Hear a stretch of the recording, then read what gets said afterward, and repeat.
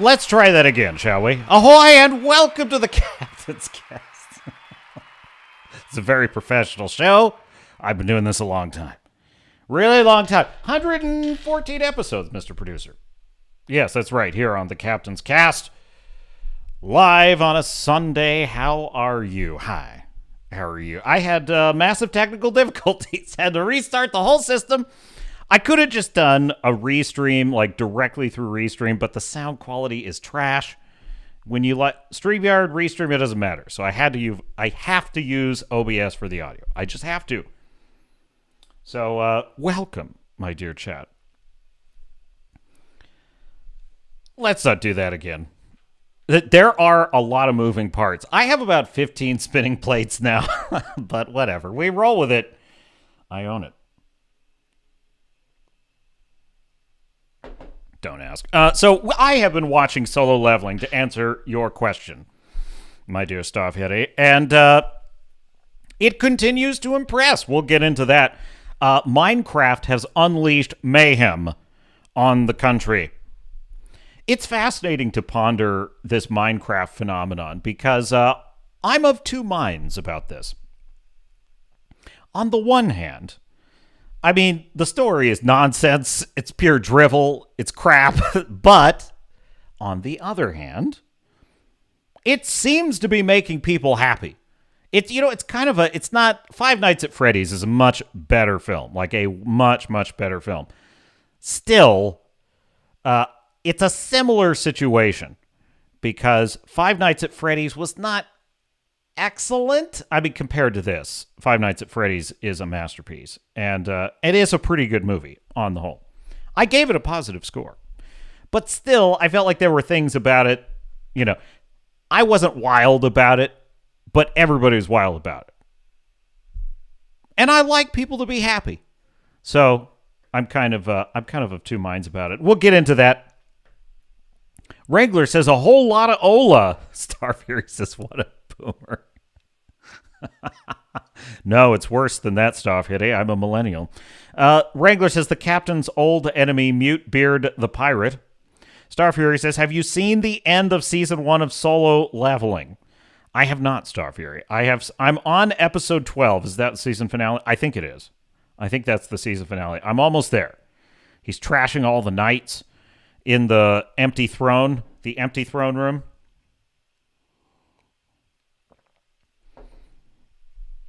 I have this thing about, I don't know if I'm correct about this because I feel like I have to watch the series all the way through, but there's something strange to me about taking the mechanics of a video game and then putting them in a cinematic work like this, because why are there systems of leveling in a video game? Why is it in a video game that you level up and then you get like bonus perks and you add them to different stats? Why do you do that? Well, you do that to simulate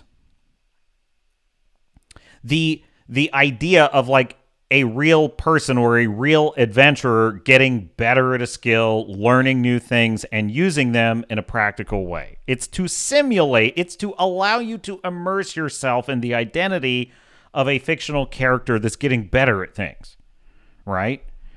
Why do you have an inventory in a video game? Well, you have an inventory in a video game because it represents things you have in your pockets, things in your backpack, things in your rucksack or that your donkey is carrying for you. Like in real life, that's what your inventory is. It's the stuff in your pockets and your backpack and that you're carrying around. Why is there a limit to how much inventory you can carry? To simulate the fact that a human can only carry so much, and that, is based on their strength and things like that. So it's strange to me that in Solo Leveling, the characters literally are punching in things on their inventory and they're looking at their own stats and their own health bar and all this stuff. It's like a health bar is not literal. A health bar is meant to simulate in a video game. It's meant to simulate that in a real world context, you're getting shot, you're getting stabbed, you're bleeding out, and you might die. That's what it's to simulate.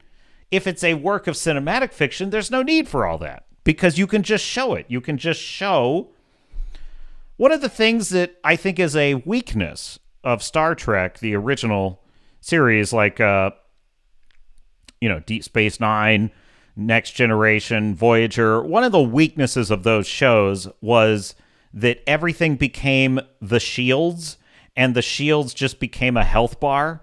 And so you would hear things like Captain Sisko or Captain Janeway, they'd be like, they'd hear a report. Shields are down to 86%, 81%, 52%, Captain, 40% and falling, Captain. And so it was like this health bar. And it's not a very dynamic, tactical way of action. I think that it would have been better. And in fact, in my own science fiction work, I plan to show things like shrapnel coming through the ship and like piercing people. I plan to have situations that show like the hull getting, incinerated and plates falling off of it and stuff like that. I feel like that would be a better way, things falling down in the ship. I think that's a better way to show that the ship is taking damage by showing it, actually taking damage. But the shields just became a health bar in Star Trek, and that wasn't very cinematic. And so that is to say that it's odd to me that in Solo Leveling, the characters are so meta about everything. They're like, I'm literally going to drink a health potion, which is fine. That's fine. Like, I'm going to drink a health potion. Oh, I feel better. But instead, he literally sees a health bar filling up in front of him. It's weird. That's all I'm saying. It's weird, and it takes me out of it sometimes. That being said, I feel like maybe the show is hinting that there's a reason for that. Like there's a reason.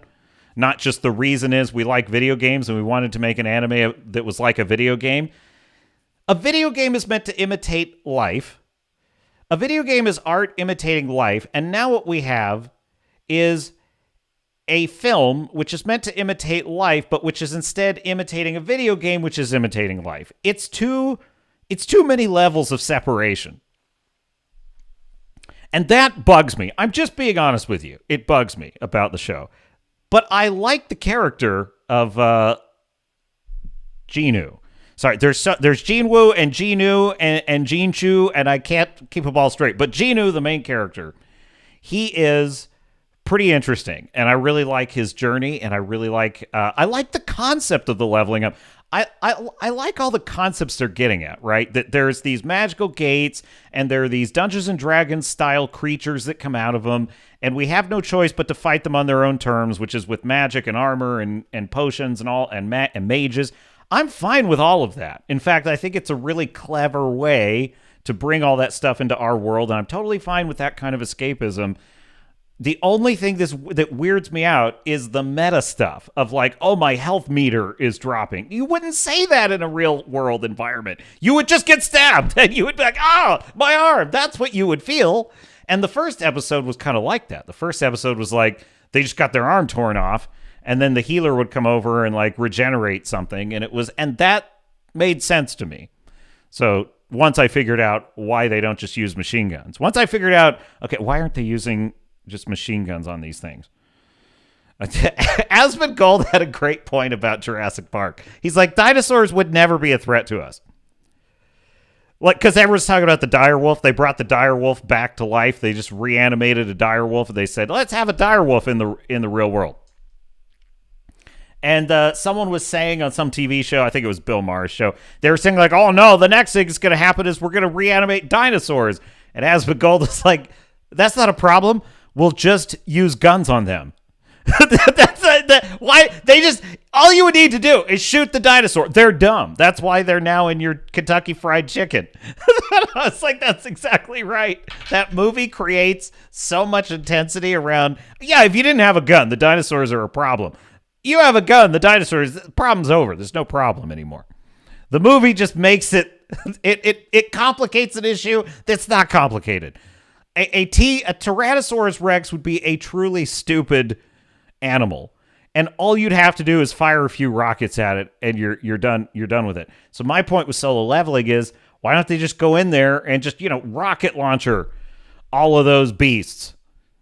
Well, my understanding is that they can't do that because of the magic, and that you have to use magical weapons to stop the magical beast.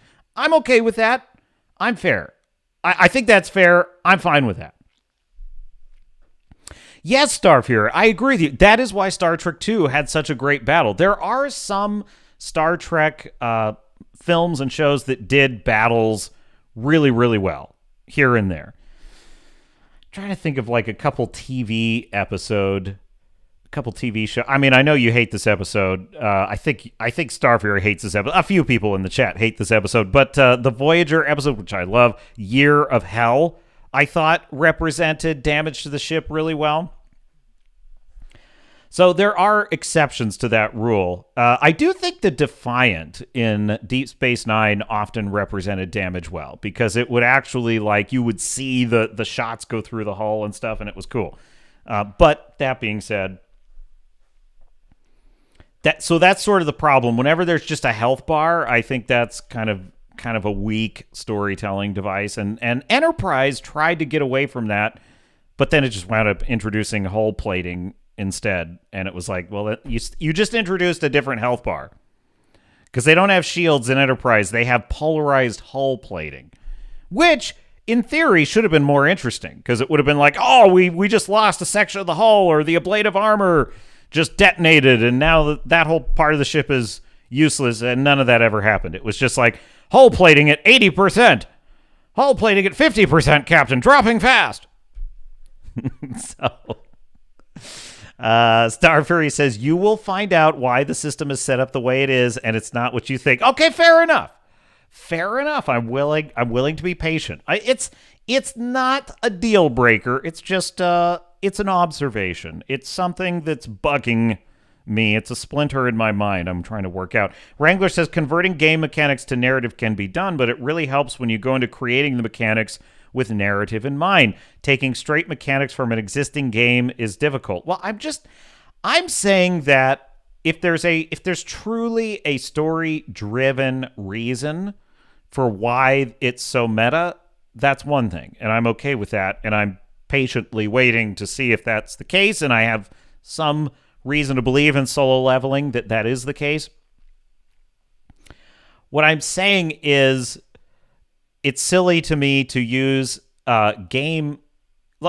Like, if you were going to have a movie... Well, we'll take Dungeons & Dragons. The film Dungeons & Dragons, which, to my shock, I really liked. It's the one with Chris Pine, Honor Among Thieves. It's a pretty good movie, actually, and I thought I was going to hate it because of all the trailer images of, like, the witch casting all the spells. I thought it looked really hokey. It looked like Ghostbusters 2016 to me. That's what it looked like. It turns out the film's actually pretty good. It's pretty faithful to, it's not meant to be like a super intense fantasy story.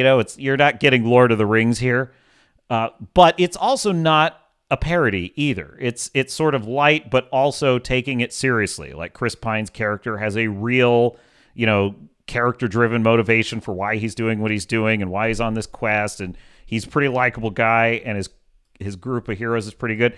My point is, when I'm watching the Dungeons & Dragons movie, nobody's talking about rolling critical 20s. Nobody's talking about a saving throw, or, casting a buff on someone. No one's talking about that in the Dungeons & Dragons movie, because that would be silly, because those rules are designed to immerse players in their character. It's not that those rules are not supposed to reflect, like, the experience of the character, right? The character doesn't see a health bar or feel a health bar. So Solo Leveling is sort of really what it is. As it stands right now, it's breaking the fourth wall. That's basically what it's doing. I would say it's the storytelling equivalent of Deadpool looking at the camera and talking to the audience. That's what it is. I could have just saved that whole monologue. I could have just cut all that out and just said the issue with Solo Leveling is whenever they're talking about health bars and my fatigue went up 4 points, it's Deadpool looking through the camera at you. And there's a place for that. We'll see. Wrangler says, when writing Star Fury says, I hate Year of Hell, good battle, shit ending, fuck story, resets. I know. It's a fair critique, Star Fury. It's a fair critique. That ship. Well, honestly, that's why Battlestar Galactica did the Voyager concept for real. The Voyager concept was pretty interesting. A lone Starfleet vessel stranded far from home, and it just has to survive all these ordeals. They could have told a really epic story with that, but what they did is they just told, the usual Star Trek episode format, and sometimes it was really good, and sometimes it was just an excuse to have a ship exploring. And the problem with that, and just encountering random things, and some of those things were really cool, but man, what if they had just committed to an epic Homeric Odyssey kind of story with a Starfleet vessel? Like, what if they just committed to that concept? How cool might that have been? Deep Space Nine committed. Deep Space Nine sort of started out as kind of just a typical episodic Star Trek show, and it slowly but surely morphed into a show where the characters went on incredible journeys over the course of it. You literally saw the Federation struggle with a rival power unfold over like multiple seasons. Like that was, and like literally, I mean, Deep Space Nine played out a Game of Thrones for the Federation. It was the Federation's Game of Thrones with the Romulans, Klingons, Cardassians, and the Dominion. And you literally see this Game of Thrones play out over the course of like 7 seasons. That show really went the distance with the concept, whereas Voyager, it just didn't do very much with that concept. And Year of Hell was a way to kind of like try that, but then they reset it so they didn't have to live with the consequences of actually going the distance with the concept. So really, Year of Hell is what kind of multiple seasons of that show should have been like. There should have been whole season arcs where Voyager's just running from this one species, and that you could still have one-off episodes within that, because you could still have episodes where they're running from the Krenim at the same time that they're encountering, they're trying to make alliances, they're trying to figure out, why are these people chasing us, what can we do to get them off our backs, that sort of thing. And they have to rebuild the Voyager from scratch, and maybe like an enslaved species they help overthrow the Krenim, like repays them by rebuilding the Voyager for them. I think Star Fury just talked me into hating Year of Hell. I mean, I like the episode as an episode, but you're right that there's so much more you could have done with that concept. Now, we'll get into more of that. Let's take a short Minecraft break. I don't know. I might just sprinkle in Minecraft here and there. I'm fascinated by this concept. And I was talking to a Gen Zer yesterday, pretty young guy. He grew up playing Minecraft, and he asked me what I thought about Minecraft, and I did not want to instantly just tear it to shreds, but I couldn't help myself, and I tore it to shreds. Well, what I said was, Minecraft is a series of enjoyable memes and Easter eggs for Minecraft players, I think. I'm just going off of the reaction of the crowd and the explosion at the box office. My theory and what I sense about the movie, I sense that it's doing memes and Easter eggs about Minecraft. And on that level, it seems to work pretty well. It's fun, it's playful, it's joyful. It seems to like its audience, which is rare these days. Most films these days hate the audience. They resent the audience for them having to have made this movie. They resent the audience for insisting that they be, faithful to lore, faithful to established characters. And they resent the audience for basically just being stupid Americans that don't know anything. That's how most films these days come across to me. They hate the audience, or even at best, they just don't care about the audience. Like take the Crow remake, for example. This is a great example of this. It's not exactly hateful towards the audience, the Crow remake, but it very much does not give a crap about the audience. It's a little too early in the stream for the F-bomb, so I'm going to hold off on that. They just don't give a shit. They don't give a shit about the audience at all. It's a miserable, depressing funeral dirge of a movie that has nothing at all to do with the original film. Why does it even exist? But they don't care. They just don't care at all. They don't care if the audience is there for any good reason. They just want to waste 2 hours of your time. The Fallout show.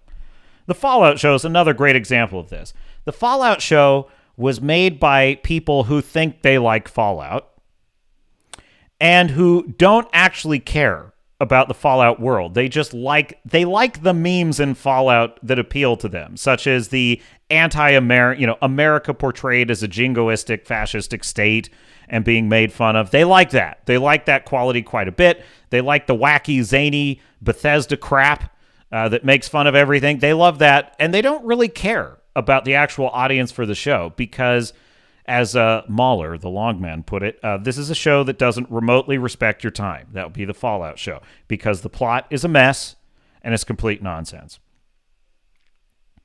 And then you have movies that hate you, like Snow White.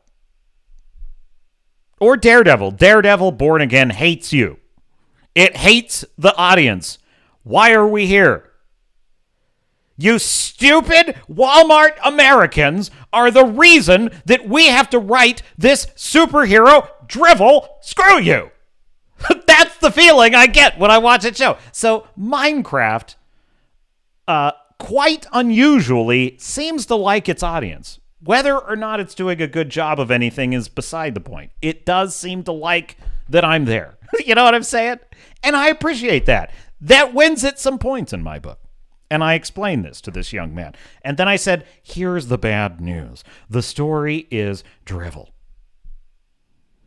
There's not an ounce of tension. There's not a second of this film where I thought there was nothing even remotely functional about this plot in Minecraft. Nothing. And it's so silly, and it's such a parody of itself, and it doesn't even take itself seriously, but it kind of half-heartedly wants to.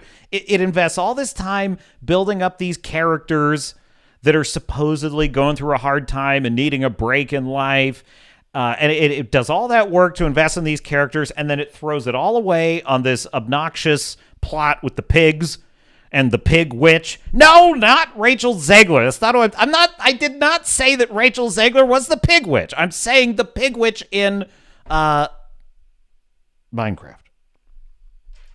The pig witch in Minecraft, not Rachel Zegler. Or Jack Black. The problem with the film is it's complete nonsense, no tension, no stakes. Now, I explained this to him, and he seemed kind of disappointed. And I said, now, don't let me discourage you. If you want to go see it, go see it. I would enjoy it. You tell me what you think. You tell me if you think I'm wrong about this, and it was really good. And he said, I'm just really disappointed, because I told him a little bit about the story and kind of some of the dumb. I'm like, the villain of the film is a pig witch, not Rachel Zegler. A pig witch that has her entire motivation is she wants to end all creativity. Why does she want to end all creativity, that is a villain, evil plan, I guess, because she lost a America's Got Talent style, or for you, stop here, a Britain's Got Talent style competition and was made fun of and laughed at.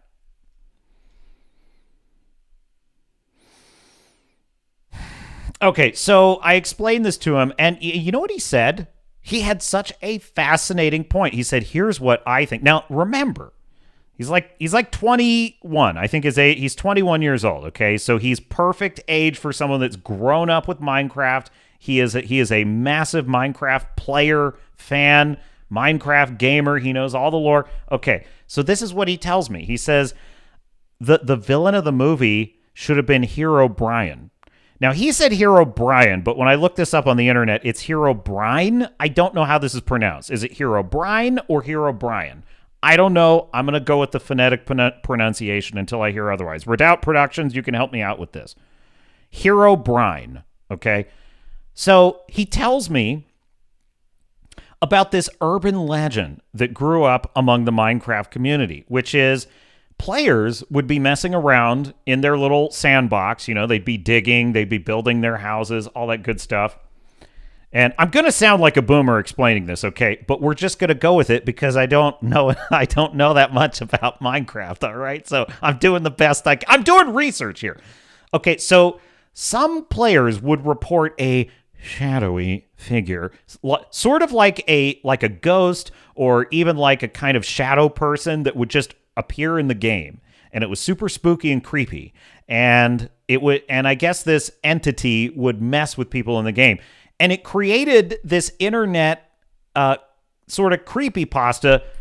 Am I using that word correctly? Define creepypasta, Mr. Producer.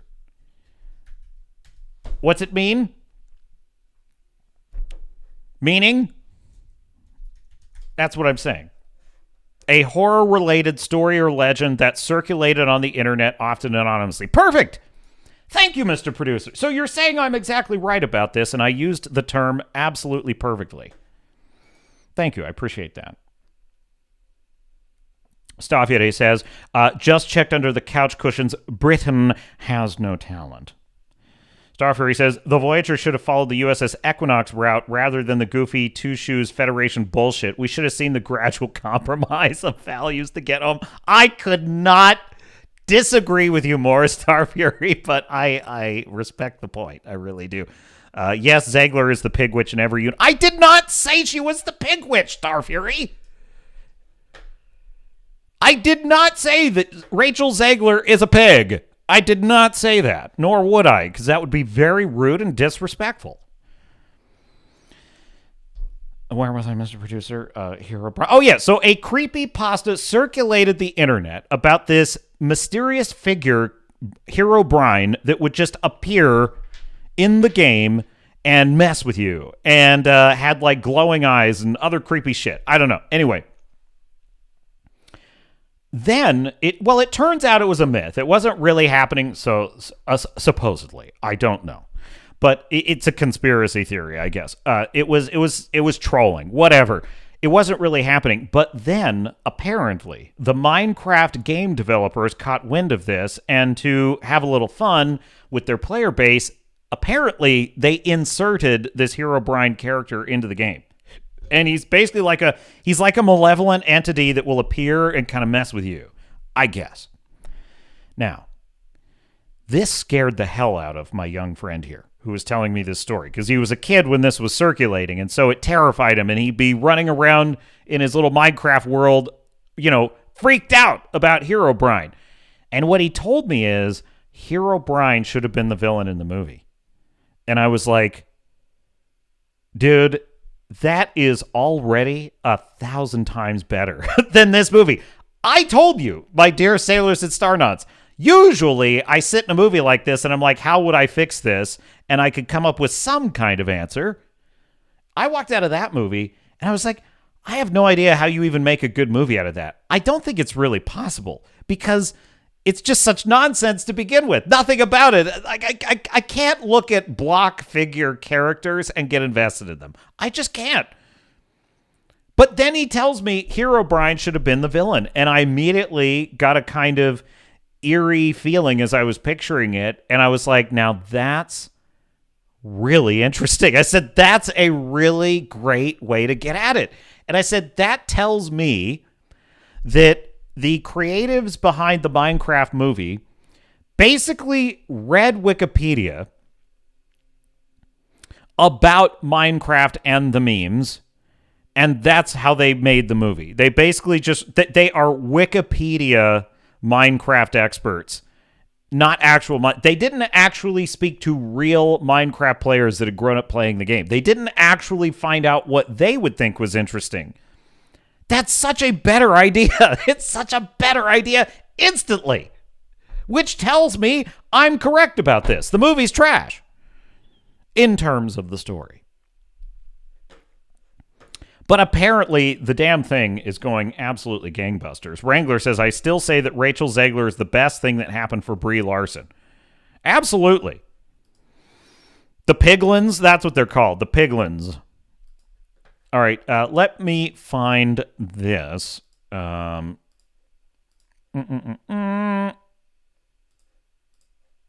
Should we do this one, Mr. Producer? Yes, grab me that article. Load that one up. Okay, share screen.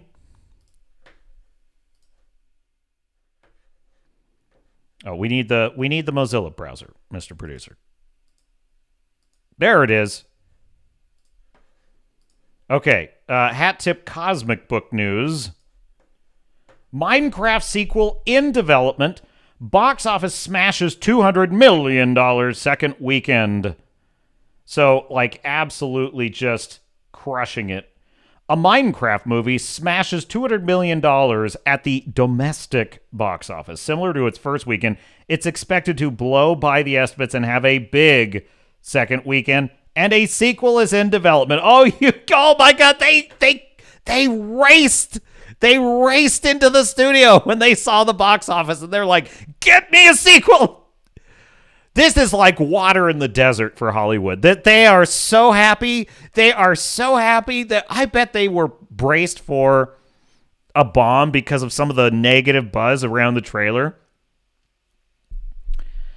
The Minecraft. This is depressing to me, though, because it just means more slop for the trough.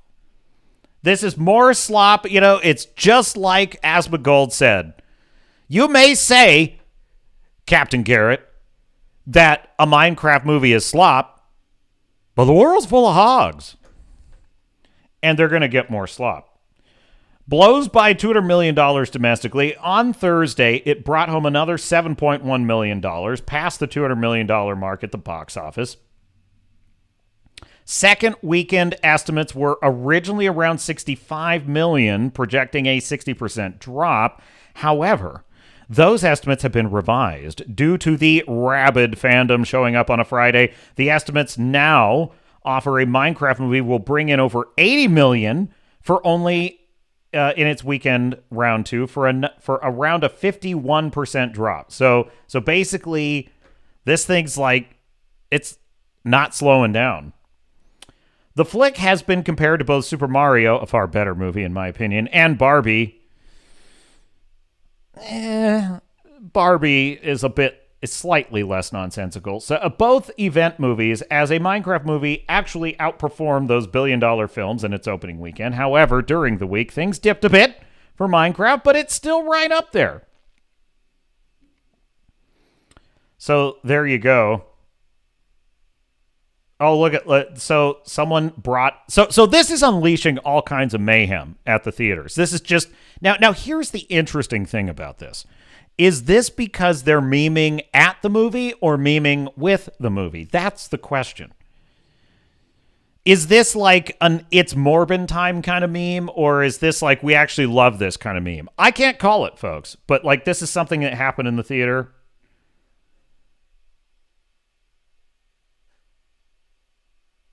Load it, Mr. Producer.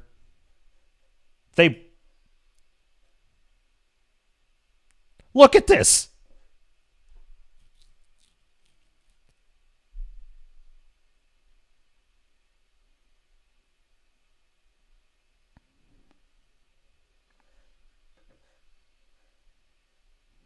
So they brought a live chicken to the theater. I mean, who hasn't, really? I don't blame them. I would consider it. Now, I have another article on this. Hat tip bounding into comics. This, as the headline states, Hollywood remains confused by the success of Minecraft. Director offers simple explanation for the film's box office explosion. While the vast majority of Hollywood pundits, analysts, and executives are currently working themselves into a frenzy in the hopes of understanding the explosive success of a Minecraft movie, close quote for a second, isn't it? They can't figure it out. They've got to go get all of their freaking researchers. Go get your atomic scientists to research this. How about just make a movie that doesn't hate its audience? Make a movie that does not insult, despise, and proselytize weird, wacko, leftist bullshit to its audience. Just try that. Open quote. Director Jared Hess believes that the answer is far more simple than they realize. Jeez. Geniuses at work. Fans just really, really like the IP. They just really like the IP. Can I translate this for you? We could put fat-ass Jack Black in this movie who's phoning it in, doesn't even know what he's doing, doesn't even care, acting like a total clown who doesn't take a lick of this seriously, doesn't give a shit about any of it. Clearly not. And they'll just lap it up anyway. They'll just eat it all up. They just really like the IP.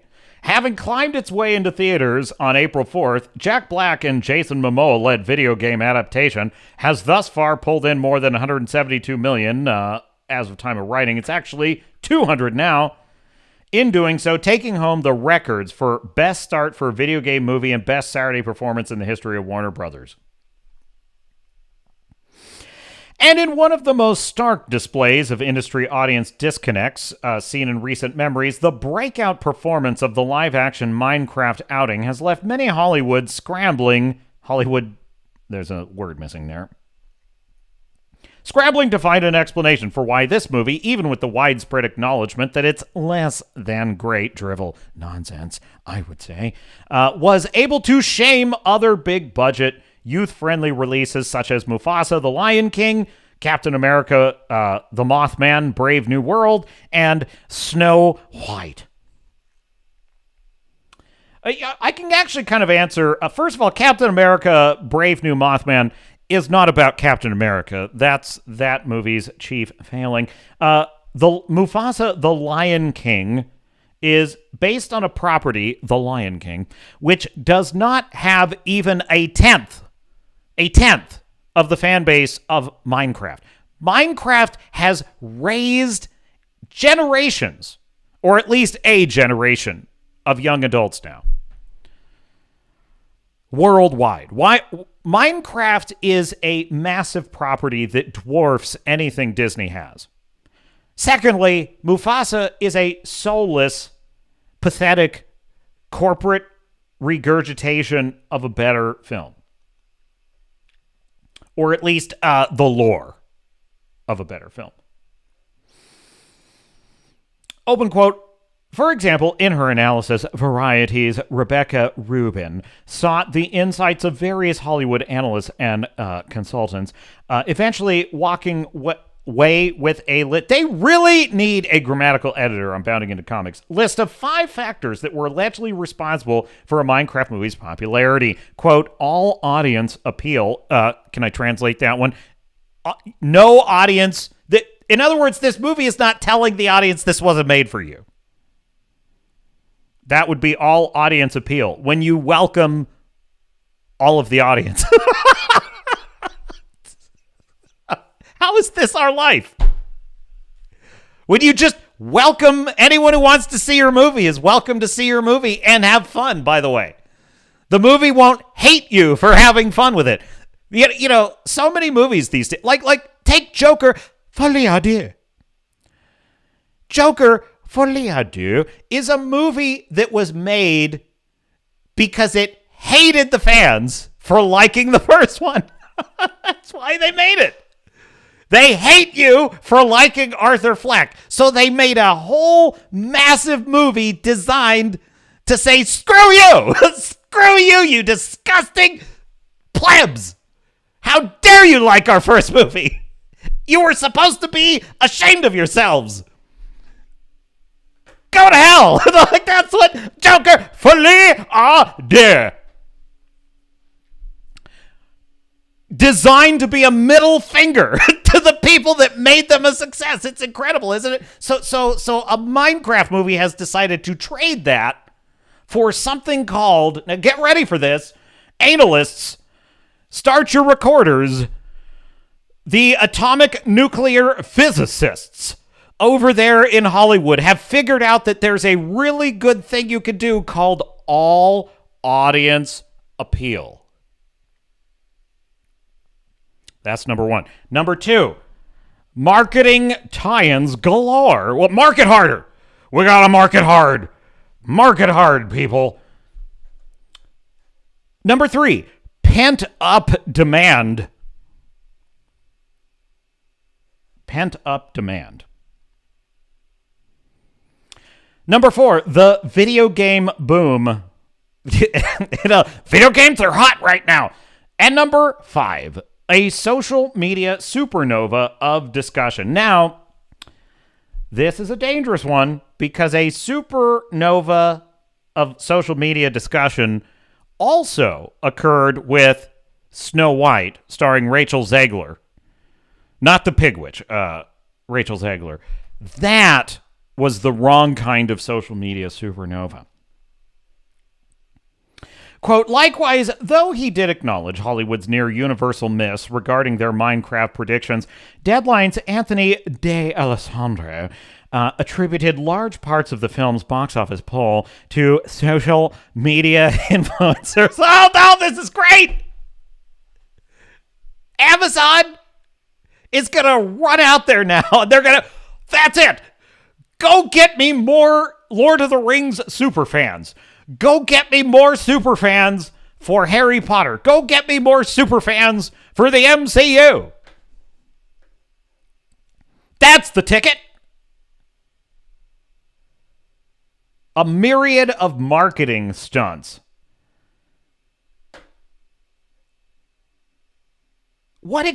Close quote for a second. I'm just going to throw in my best shot at explaining the success of a Minecraft movie. Obviously, the aforementioned does not hate you and wants you to... I'm dead serious when I say this. It's not a joke. It wants you to feel joy. See, that's what I'm saying. That's why I bring up Joker for Leontier. Joker for Leontier does not want you to enjoy the movie. It doesn't. It wants you to be miserable, depressed, and regret that you ever invested in Arthur Fleck as a character. It wants you to leave the theater feeling regret. That's what it wants. It's unbelievable. And so what I'm saying is, I know it sounds ridiculous, but it's what this movie does not want you to regret seeing it. I mean, I did, but I understood that the movie wanted me to like it, and I appreciated that. That's rare, you know? But the second factor that I think explains a Minecraft movie's remarkable success, I mean, I think based on what I saw in that movie, both the movie and the audience reacting to it, based on what I saw, I think they could have made almost anything with the name Minecraft on it, which, was fun and wanted the audience to enjoy it. That's a caveat. I mean, it has to have been sincere in its desire to please the audience. But I think they could have made literally anything, and it would have made a huge amount of money. All this is all the movie is. The movie has nothing. It basically has a paper-thin plot that is complete drivel. Doesn't matter. Doesn't matter at all. All Minecraft is a series of TikTok memes that are designed to point at the audience and say, you remember this, right? And the audience loved it. They loved it. I'm sitting next to this guy and his family, this dad. And he's literally telling his son, he's like, yeah, that's what they do in the game, isn't it, son? And I'm like, damn, my parents weren't like that at all. They're like, oh, I shouldn't be like that. They understood some of the things I like. They understood kind of Ghostbusters. And they would celebrate my love of Ghostbusters with me. But there were other things I liked. They just didn't understand. Okay, anyway.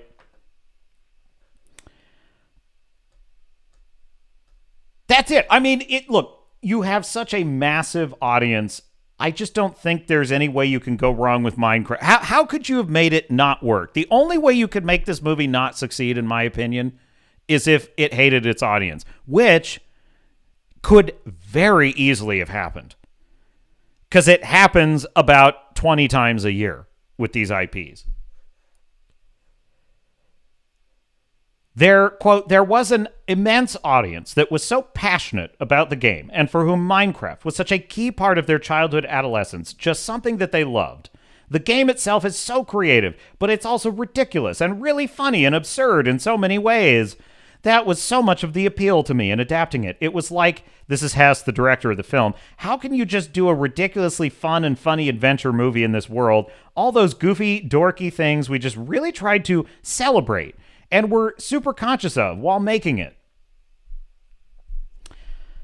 I mean, so here's a director. This is how he sees the Minecraft world. He sees it as dorky, goofy, silly. So he's kind of halfway. He's halfway to the wrong. He's misguided. That's what I would say. Because he's halfway there when he says we wanted to celebrate it and be super conscious of it. And it's like, but I still think that's, yes, it's good to celebrate it, but to regard everything in the film as goofy and dorky, I just think that's misguided, because the Super Mario Brothers movie did not regard Goombas and the Flying Turtles and Donkey Kong as goofy and silly, and let's just point all that out. That's not how Super Mario regarded its characters. That's not how the Dungeons and Dragons film, to my surprise, regarded its characters. So I think that this philosophy is partly what results in a film that has no tension. Because just think of that one suggestion. That one suggestion of, instead of this, what the hell is this stupid pig witch who lost Britain's Got Talent and is sad about it? She's very sad about losing Britain's Got Talent in the Minecraft world. Instead of that, have Herobrine, this malevolent figure, be the menace. In fact, who was it in the chat that brought up Puss in Boots: The Last Wish? Was it Skunk's Workshop? I think it was Skunk's Workshop and I. We're talking about just animated animal characters, and he was saying, "Oh, I know you hate those," and I said, "I don't hate those. I love Puss in Boots: The Last Wish."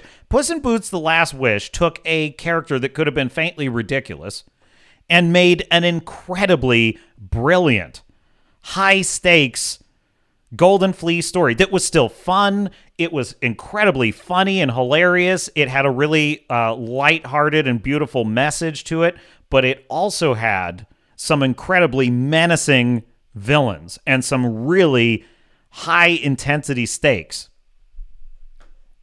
I think you could have done that. I saw this picture of like a Minecraft. It was like a concept for a Minecraft Pixar movie.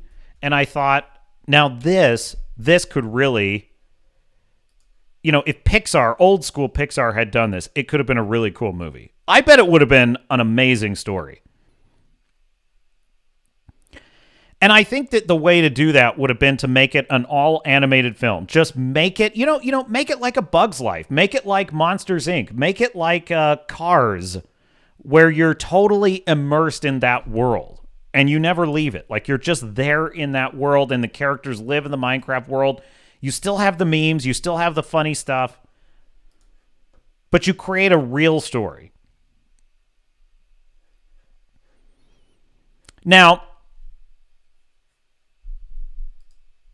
let's take a look at all the madness going on in the theaters, Mr. Producer. Yeah. Get me... No, not that one. I need this one. Yes. The angriest man on the internet, Ryan Cannell. I'm going to tell you why he's the angriest man on the internet in a minute, but he's got the report for us. So, Hat Tip RK Outpost, Mr. Producer, I need audio as well. Could you oblige, sir? Okay, let me know how the audio balance is.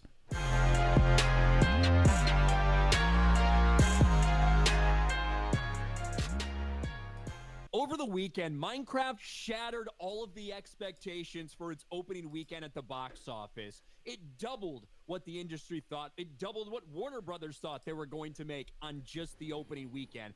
a Minecraft movie strikes gold with record-shattering $163 million US launch, $313 million globally. And of course, they had a target demographic, a younger target demographic. And when it comes to that, they knocked it out of the park. I said multiple times, I did not like this movie, but I wasn't really the target audience. The target audience showed up in droves or asked their parents to take them to show up in droves. And that's exactly what we saw. I slightly disagree with his philosophy on this because I've heard this many times. You're not the target audience. Is the and let me know, chat. Is the video quieter than me, or am I quieter than the video? I should probably just open up the audio on my feed and check it. But in any case, where I differ with the angriest man on the internet here is I wanted to enjoy this film. I mean, so this young guy that I was talking to, he was like, I figured you would hate this movie. I said, I think you've got me wrong here. Like, I don't go to the theater to hate movies. I would much rather be able to go to the movie, like great example, Puss in Boots: The Last Wish, or Wicked. Or what's another example of a film I thought I was going to hate? Well, those are two anyway. Those are two films I didn't think I would enjoy. I go to the film and it's absolutely awesome. And I walk out loving it and remembering why I love movies. And I get to report how good it was. I enjoy that experience far more than I enjoy the Snow White experience of feeling like my teeth were just drilled for 2 hours. That is not what I live for.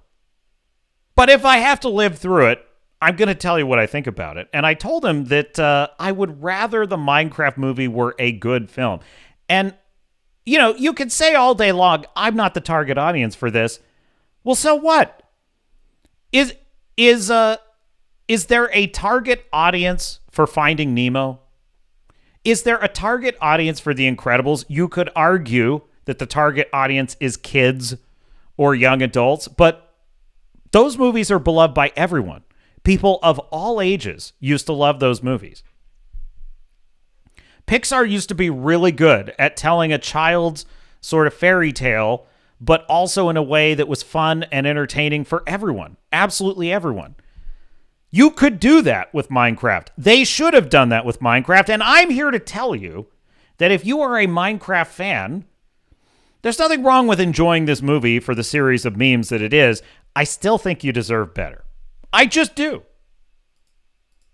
In just a week, we've already seen Minecraft hit nearly $350 million worldwide. And all expectations right now are for this weekend to make a shit ton more money. Right now, projected between $70 and $85 million for its second weekend, which would be somewhere between, a 55% drop, somewhere in that area, which for this movie would be really, really solid. But it's caused insanity, and I literally mean that. It's caused insanity in the movie theaters to the point where you now have theaters posting signs, posting warnings, begging people to stop doing what they're doing at this movie. And one of the reasons it blew up is because of this viral TikTok trend that started happening when young Gen Zers were at this movie. Movie theaters post warnings against crazy Minecraft movie screenings.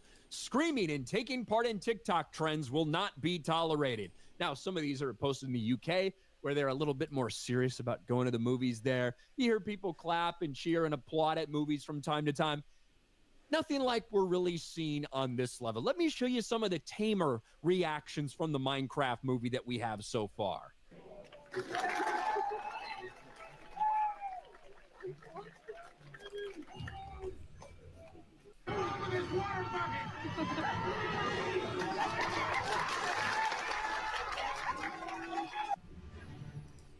This is the chicken jockey. This is so crazy because, I did not have this experience at all in the theater. I mean, I went on opening weekend. Theater was absolutely packed. There definitely was a lot of laughter. There was a lot of applause. There was an ovation at the end of the movie. And I think this craziness is people making a decision to go out and be crazy. I don't think this energy is something that is building. It's not something that was there at the beginning, I don't think. sequence.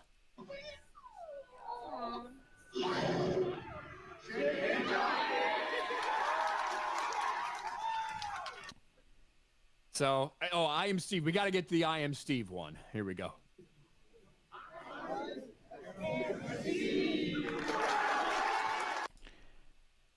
So this is the theory I've heard, because I was reading a Reddit thread explaining Reddit is such a cesspool, but it's also very informational. It is. It really is. Someone asked, what's the deal? What's the deal with all the Minecraft memes?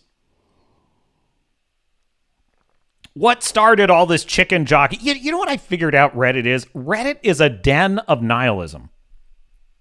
It's a den of nihilism because the exact question was, why are people throwing popcorn and bringing chickens and doing and ridiculous things because of the chicken jockey? What is causing this? And most of the answers were something along the lines of humans are trash, humans being humans and being bad, just misanthropic, nihilistic, Nietzschean levels of just, that's Reddit. That is Reddit. Reddit is the place you go to just shit on humanity.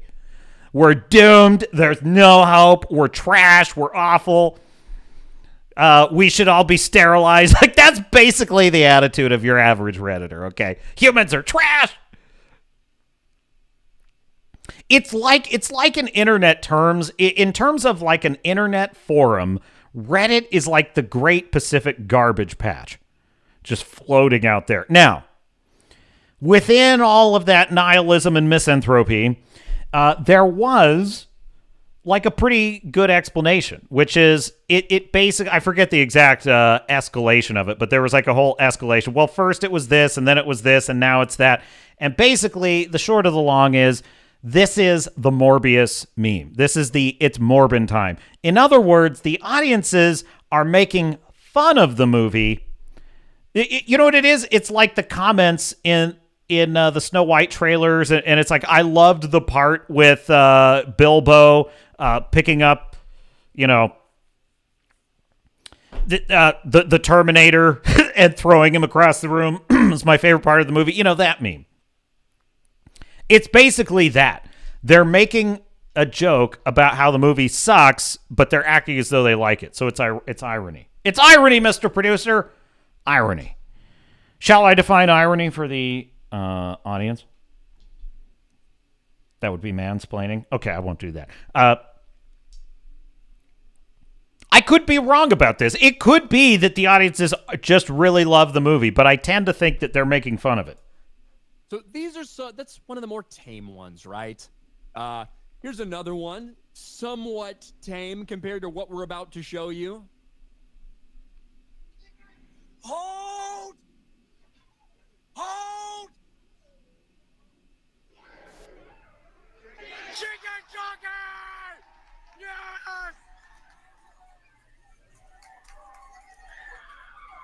And even here, you got people throwing shit. You got people going crazy. But that's nothing compared to some of these other ones here. Watch this one.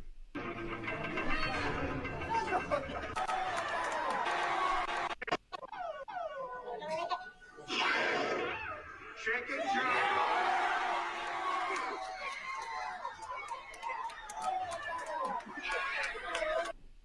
Look, the target demographic for this movie is these fucking young people who, a lot of them, all they do a lot of the time is watch cringe Minecraft YouTubers. That's who they wanted for the audience, and it fucking worked. You cannot deny that.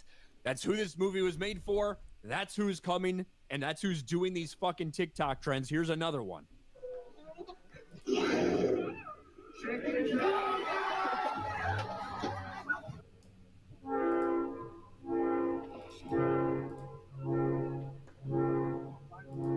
Just look at this shit, bro. Look at the shit. Oh my God. Leaving for everybody to clean up. My God. And then this might be the craziest one that I've seen so far.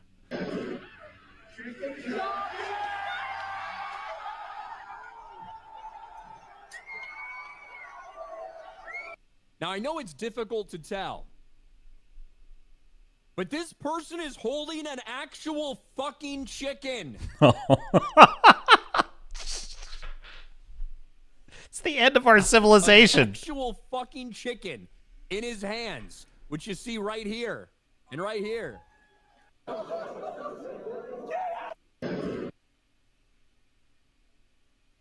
Look, Warner Brothers happy as hell that everybody's going to see this fucking movie. You know, theaters probably pretty happy overall that so many people are coming to the theater, spending their money, buying all this stuff. But what a pain in the ass. Look, it's been difficult to get the younger generation to want to go see movies. They want to go see this movie. Unfortunately, it's also resulting in, quite frankly, fucking insanity. To put it in perspective, my theater, when I went and saw this, it was very similar to what I showed you initially. People quoting and people clapping and cheering. None of the crazy stuff, none of the lights, none of the TikToks, none of the throwing popcorn, just an energized audience. And that's one thing. This is next level. This is people doing a retarded shit to fucking like go viral and be a part of how fucking viral it is. And when it gets to a point like this, it's just disgusting and disrespectful. But I don't know. Will it end anytime soon? How long will this fad last? And how long will Minecraft continue to fucking crush it? Because it is crushing it at the box. I mean, you literally have the internet. The internet, which spawned a bunch of memes from a game. Memes, which fed into the player base of that game, which led to even more memes and creator content online, which then fed into the movie, which capitalized on all those memes, creating basically a movie that is itself an assemblage of memes, which then inspires audiences to go and create new internet memes based on the memes of the film, which are memeing on the memes of the game. I think what we've created is a kind of dangerous psychological feedback loop, which is amplifying into the chaos that we see. Office, a nearly $13 million Tuesday take for Minecraft. You know, a couple million below something like, say, Super Mario Brothers, which went on to make, what, $1.3 billion in that threshold. So this weekend is going to be a very interesting hold for them. Is it going to do like minus 40% drop? Something like Barbie did, which went on to have a great hold and a great run. I don't know if it's going to be quite that, but there's certainly still a lot of energy and a lot of people who want to go see this movie.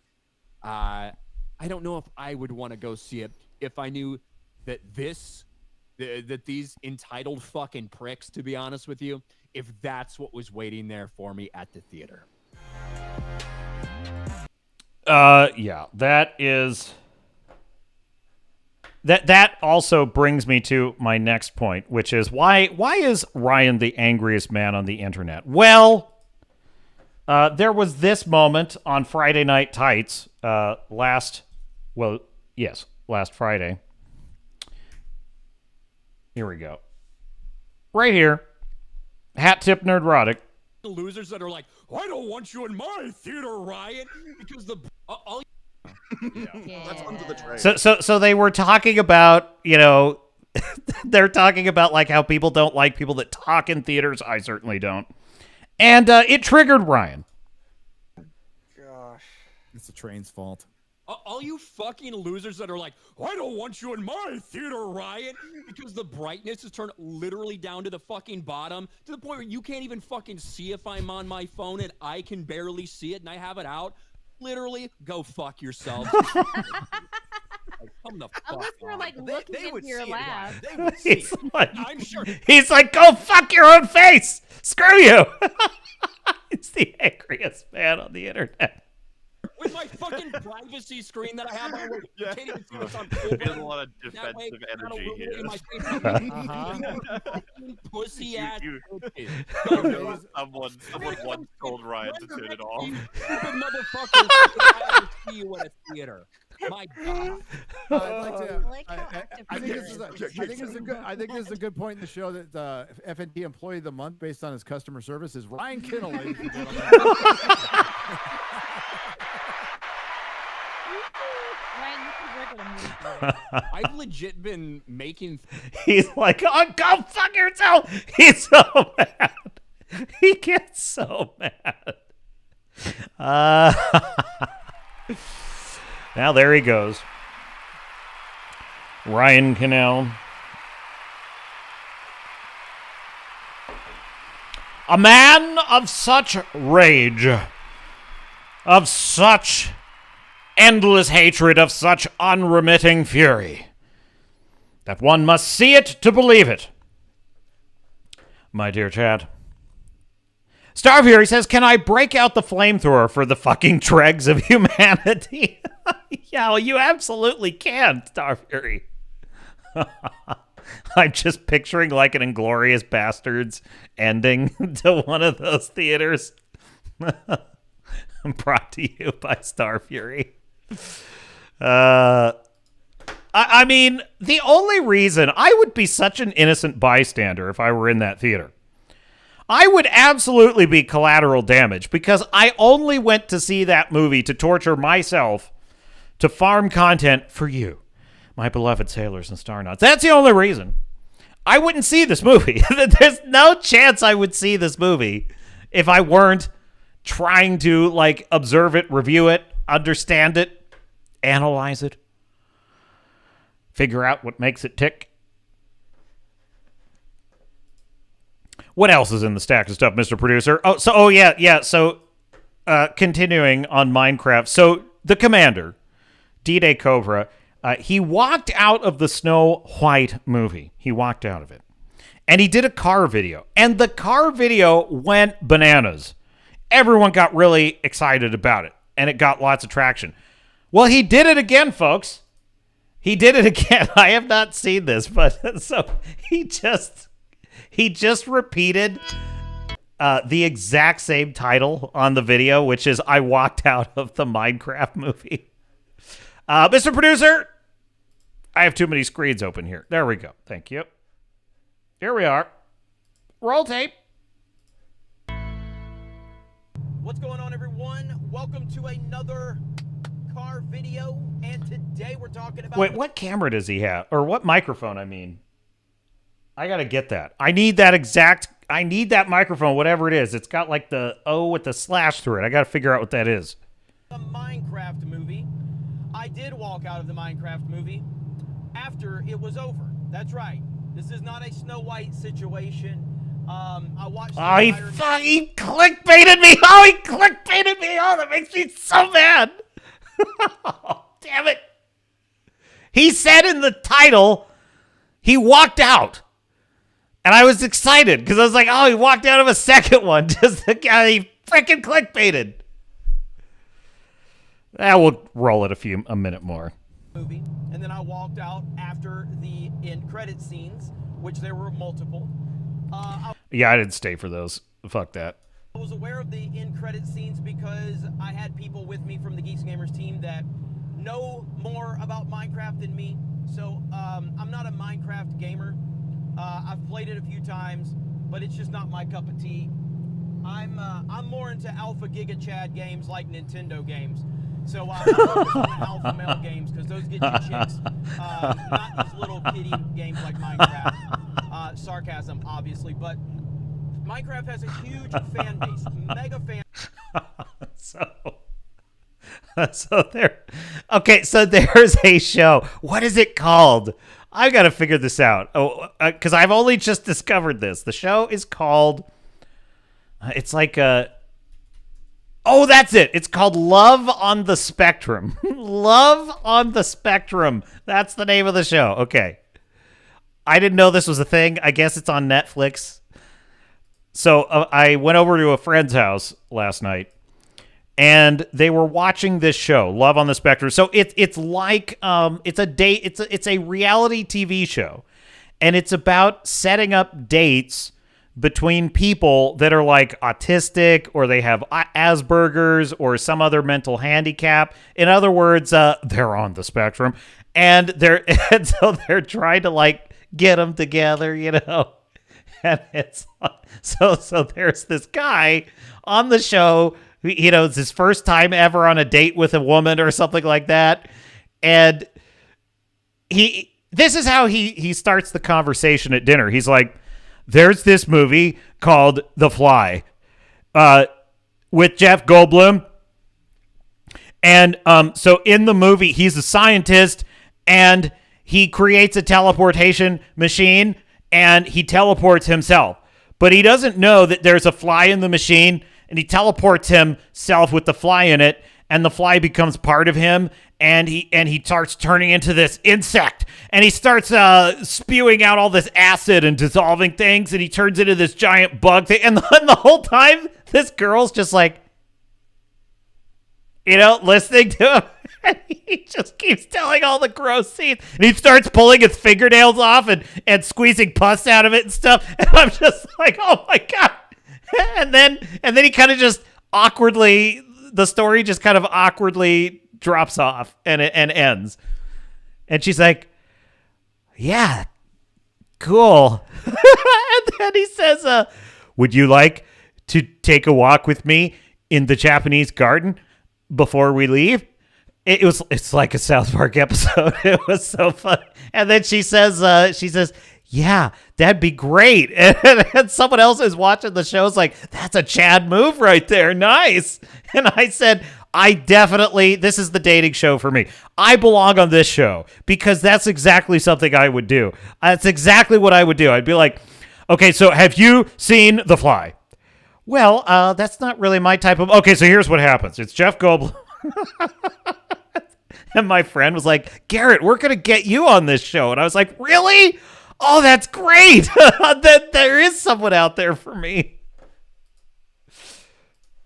Base, and we were in a full theater, standing ovation when the movie was over. Standing ovation. Absolutely insane. Do I hate the Minecraft movie? No. Do I like it? Not. I agree. I don't hate it. And in fact, I don't think I really hate a movie unless I really feel something malicious about the movie. Something that really just pisses me off about like the intent behind it. That's what usually gets me to hate a movie. Something that is just a crime against art, like Ant-Man and the Wasp: Quantumania is a great example of this. It is so pandering. It is so lazy. It is so stupid. Everything behind it is corporate greed and avarice, and it doesn't care at all about the law. That's what gets me to hate a movie. When I really feel like my intelligence as an audience member is being insulted. I don't feel that way about Minecraft movie because Minecraft movie wants me to be happy. And I appreciate that. Not really, but I appreciate that people that it's geared towards are loving it. And I'm always happy when other people are happy, even if I'm not. I thought... I agree. I agree on this. This is why, I could really shit on Minecraft if I wanted to. But it seems to make people happy. I kind of had this experience with the Super Mario movie, which is a way better movie. But, my issue with Mario was it just had a very thin plot. It was a decent story. It just didn't have much of a story. And that was my problem with it. And I wanted more, which is a good thing. I wanted more out of the Mario movie. I was like, I'm into this. I like this. Tell me more. And the movie didn't. It just kind of, all this stuff. Mario did this, and that, and it's over now. And it's like, well, so I wasn't like super over the moon for it, but the crowd loved it. I've never seen, it's probably the happiest I've seen an audience in these last 3 years that I've been to a movie. The Super Mario Brothers movie, that is the happiest I've seen an audience in a long time. Just having fun, laughing, joy, not throwing popcorn and live chickens and a bunch of bullshit like that. Just happy and enjoying a Friday night. And that made me happy. That made me like it more. It really did. That this movie was dumb fun at best. I thought that it was fine. But Jack Black is playing Jack Black. I'm not breaking any news by saying that because everyone tells you that that's who Jack Black is in all of his movies, and he is. When you watch the trailers for this movie, the trailers were absolutely horrendous for this movie. Agree. The way that they introduced the characters in the trailer, it was so bad. But when you actually watch the movie, I ended up not hating the characters in the movie. Not to say I loved them either, but there was a little bit of charm to the characters, and I appreciated certain. I liked the brother and sister, and I think that Jason Momoa's character had potential. I just think the issue is they never went the distance with the characters. They never, like, a lot of the stuff they do ultimately is meaningless in the end because the plot just saves them and just lets them have whatever they want. And I think that was disappointing. And there's never a sense of peril or jeopardy. Jack Black is annoying as hell in this movie, and I don't like his attitude towards the material. I don't like how unseriously and insincerely he played the character. I really don't. And that offended me about Jack Black's performance. He seemed like he was one of those idiot teenagers throwing popcorn. That's what he seemed like to me, his attitude towards the material. So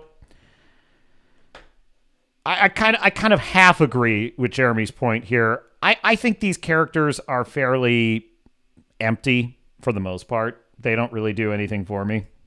Elements of that. There are redeeming qualities about this movie. There are some redeeming qualities. Some of the comedy is fine. Overall, the movie is an absolute mess in terms of if you're watching this from a structural standpoint, a storytelling standpoint, it is a complete disaster. And it makes no sense. But for people that are into Minecraft, and again, I'm just going to assume this because my theater gave a standing ovation. I've seen all of the reactions online where theaters are going crazy, people are cheering, people are hooping and hollering, and it seems like the target demographic is loving this. And who am I to tell you what you can and can't enjoy? It's doing huge numbers at the box office, and I think that's a great thing. It looks like it's on track for potentially a $1 billion movie. However, we'll see how the second and third week numbers hold up. But if you're looking at the momentum from the first week, this movie seems to be doing gangbusters. I think that it broke the domestic opening weekend for a video game adaptation after being Mario, the Super Mario Brothers movie, which was another movie that, let's be fair, like, if you weren't into Mario, that movie didn't work for you. It worked for me. I didn't think it was the greatest movie I'd ever seen, but it worked. And I enjoyed it. And I feel like there's a lot of these elements with this movie from people that are really into Minecraft. There's a lot of fan service moments. I'm sure that hardcore Minecraft people are still going to have a ton of problems with this. From my perspective, they didn't spend enough time in the Minecraft world. There was a lot of going back between the real world and the Minecraft world. And I felt like we could have spent more time in the Minecraft world and learned more about what is happening in this world and what the possibilities are, but we didn't do that. I basically agree with that, and I think that fairly gets the point across. We'll leave it there. Hat tip, Jeremy of Geeks and Gamers. I think I slightly differ with him on this point.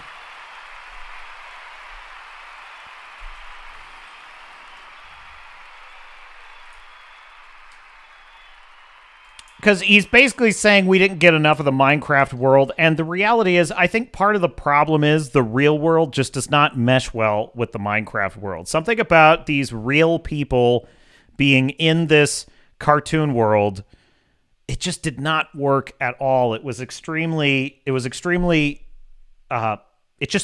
out of the experience. I could not get immersed in this movie, and that was a big problem with it. So I think it would have been better as a kind of Pixar style. Everything is just in the Minecraft world, and I think that could have been quite delightful if done properly and with stakes. I mean, I don't understand. How can Pixar pull this off with ants and fish and monsters? They can do that with and cars. They could do that with every type of inanimate object or animal or whatever. Why couldn't you do that with Minecraft? It's disappointing. It's disappointing is what it is. Which leads me to, finally, Critical Drinker's review. I have not seen this yet, and I wanted to react to it on stream. We're just doing all the Minecraft reviews. He'll probably tear it to shreds. But that's the thing. If you want the story to mind, if you want a story, this is what I told my young friend about this. I said, if you just want some Minecraft TikTok memes, you'll love it, and Easter eggs and stuff like that. If you want a story, miss it. Mr. Producer, I need my share screen. Hat tip critical drinker. They say that a camel is nothing but a horse designed by committee, and funnily enough, that was the first thing that popped into my mind after watching the Minecraft movie. It's what happens when a bunch of people with seemingly no creative impulses in their entire bodies are asked to come up with a generic comedy adventure flick to take advantage of the growing video game adaptation trend and milk a popular IP that they're only vaguely familiar with. That was the scene where Jason Momoa, just to test it, pushes the kid off of the cliff. And milk a popular IP that they're only vague. And then he's like, all those things do work, right? I'm like, you just committed murder. What's the matter with you? It's so stupid. But then the plot happened and the kid was fine.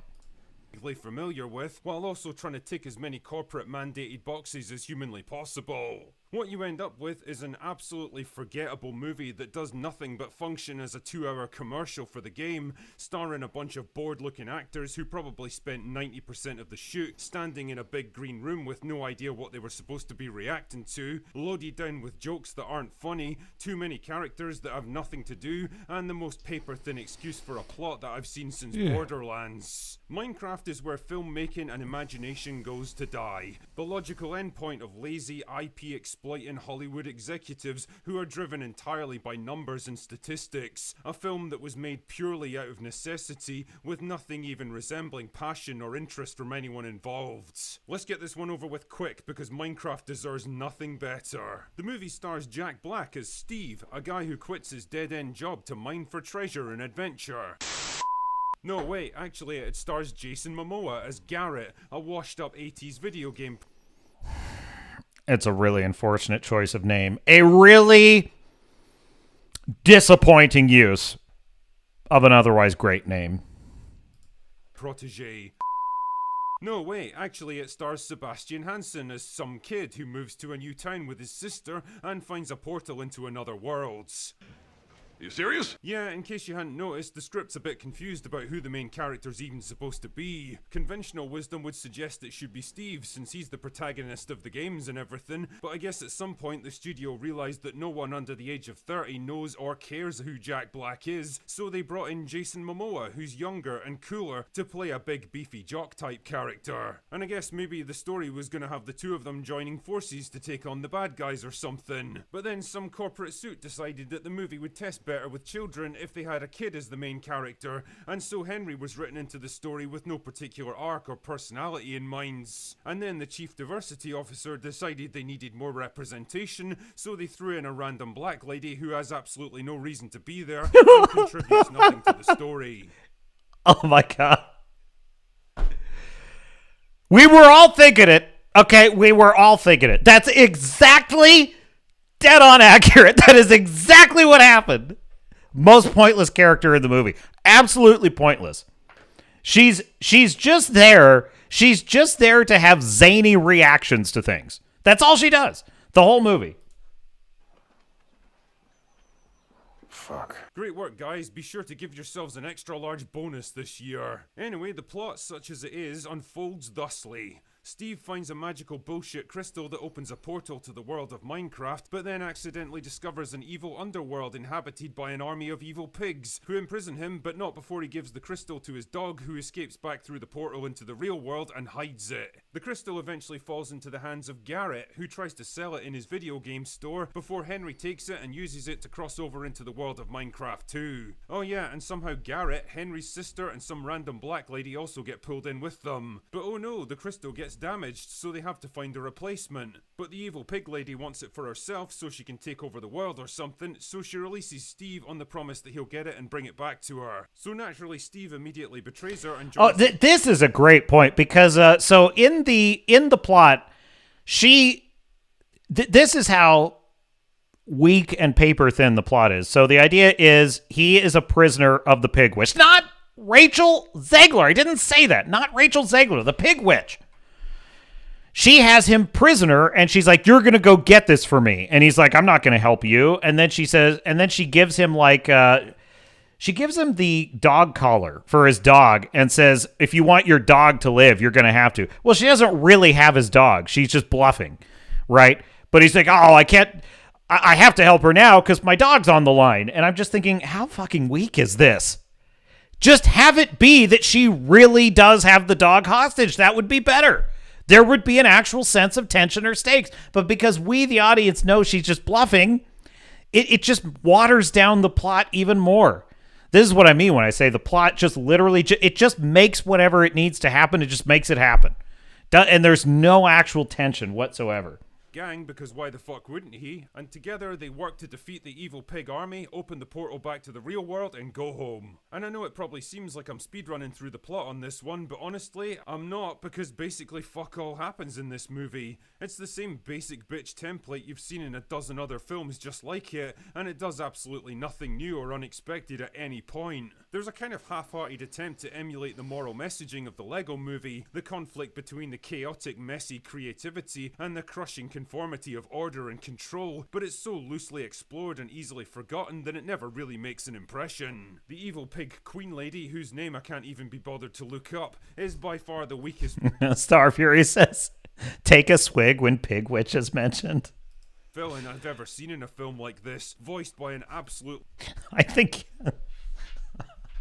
think you're it today, Star Fury. I think you're the only audience member. I appreciate it. Thanks for hanging out, man. Where's Fu Man? Where's Tom? I know you're out there, Tom.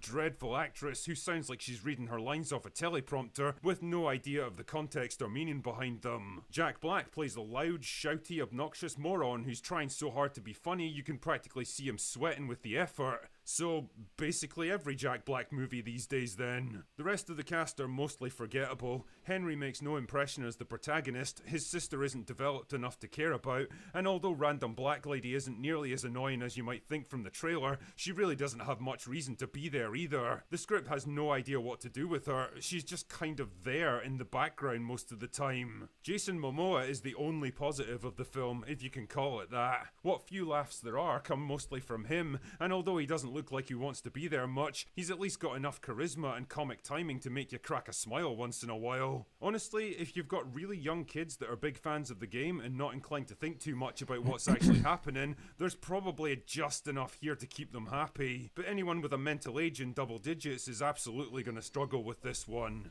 And the funny thing is, none of this really matters. Minecraft is such a massive IP that this film's probably going to rake in $1 billion, and nobody is going to remember it 5 minutes after it leaves theaters. That is a great point. No one's going to remember this movie. Anyway, that's all I've got for today. Go away now. Active critical drinker. A pretty good analysis.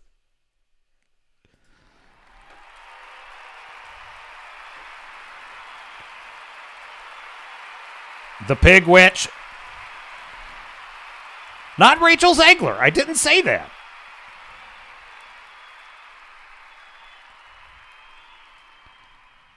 Yeah, and then so that's Minecraft. That's the Minecraft, and it's going to. I love Drinker's turn. He should have used it in that video. It's going to rake in like a shit zillion dollars. A shit zillion. Almost definitely. What's that, Mr. Programming Note, Mr. Producer? Yes. Okay, gotcha. Okay, yeah. All right, so we're gonna pivot. We're gonna pivot, folks. Now, Marvel was apparently going through some kind of renaissance. The idea was that Kevin Feige had seen the light and had realized that the message was not working, the MCU was failing, and they were going to pivot. This was a bunch of internal scuttlebutt from sources like Chris Gore, Nerdrotic, and others. And the general thrust of it was that they're trying to turn the ship, but it's just going to take a while. But I'm here to tell you, they have had a run of projects recently that point to a countervailing factual. As a matter of fact, I would say trouble is brewing, chat. Trouble is brewing. Now shall you deal with me, O Prince, and all the powers of hell!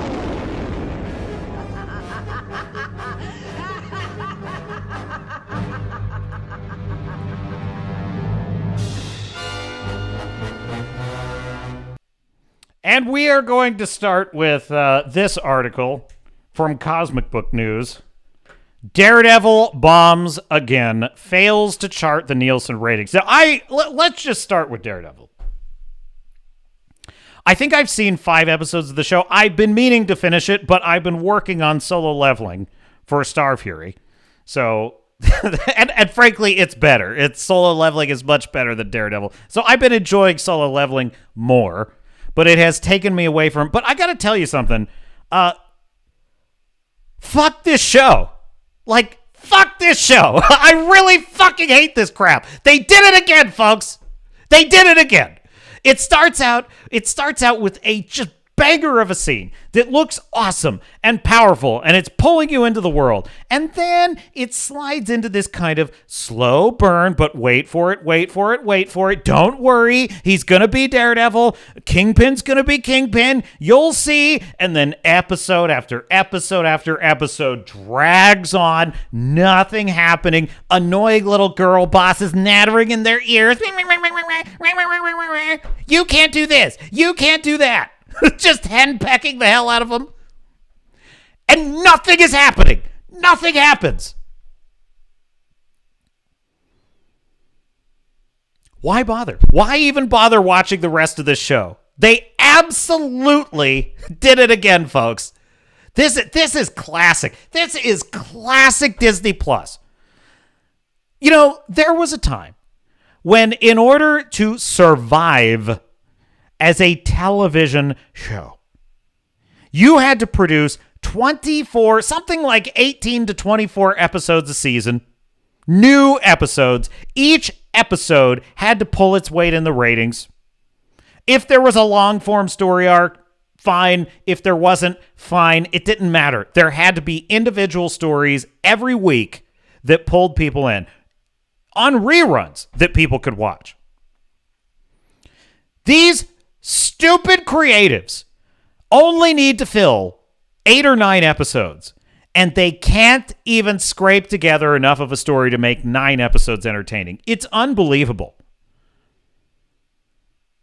All of Hollywood entertainment is being run by stupid people who eat glue. To wit, Daredevil bombs again, fails to chart Nielsen ratings, hat tip Cosmic Book News. With the first 3 episodes, Marvel's Daredevil Born Again has again failed to make the Nielsen's viewership ratings charts. It was recently learned that the first 2 episodes, which premiered the same night, failed to make the charts, which Disney Plus automatically has turned on accounts. Now, it's the same for the 3rd episode, which aired March 11th. Worth pointing out that Nielsen measures all episodes available within a given week's time frame. So that means the first 3 episodes aren't getting much viewership and aren't being binge-watched. With Netflix's Temptation Island landing at the bottom of the chart with 464 million minutes, that obviously means Daredevil Born Again comes under that number, as it's missing from the chart. The poor ratings line up with Disney's official numbers for the first episodes, as Disney revealed Daredevil Born Again drew 7 million views in its first 5 days. Disney previously revealed that Agatha hit 9.3 million, so 2 million more, in its first 7 days. Both Marvel and Star Wars have been putting out shoddy content after shoddy content to the point where fans no longer care. And so there you have it. So basically, Daredevil is a giant wet fart, basically. Try this one. Also Cosmic Book News. Marvel's Thunderbolts projected to flop worse than Brave New World. So you have Brave New World, failure. Now you have Thunderbolts, also projected to flop. The box office tracking estimates, if they're anything to go by, Thunderbolts looks to be in trouble, even worse than Captain America, the Mothman, Brave New World, which bombed and is among the lowest grossing MCU movies. But on the bright side, things don't look as bad as the Marvels. The Thunderbolts tracking is in line with the Eternals and Shang-Chi, both of which finished with around 400 million worldwide grosses. Not good. The tracking also shows that Thunderbolts could have the second worst MCU opening of all time. Grandmaster is in the chat. Says, greetings and salutations. Why greetings, Grandmaster? Unfortunately, I alluded to this before Reborn started. It has not made any weeks in the top 10 thus far. 0 for 8. I believe you, Grandmaster. I do. Thank you for the report. Thunderbolts will do badly, but Fantastic Four will do even worse. Stavjere says, Marvel sharted in their pants again.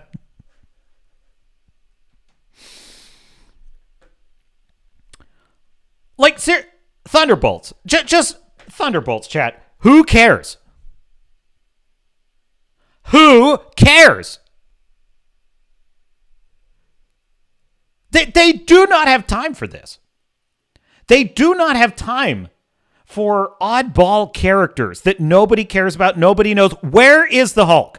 Where is Captain America, the real one, Steve Rogers? Where is Black Panther, the real one, T'Challa? Where is Iron Man? Where is Thor? Not the fat Thor. The mighty Thor, that one. Where is he? Open quote. According to THR, Thunderbolts is currently tracking with an estimate between 63 million and 77 million with a target of 70.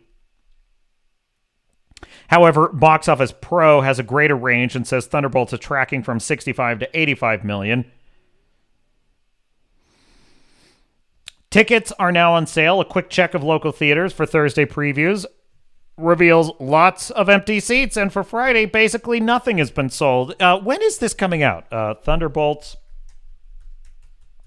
release. Oh my God. When is my next teeth drilling, Mr. Producer?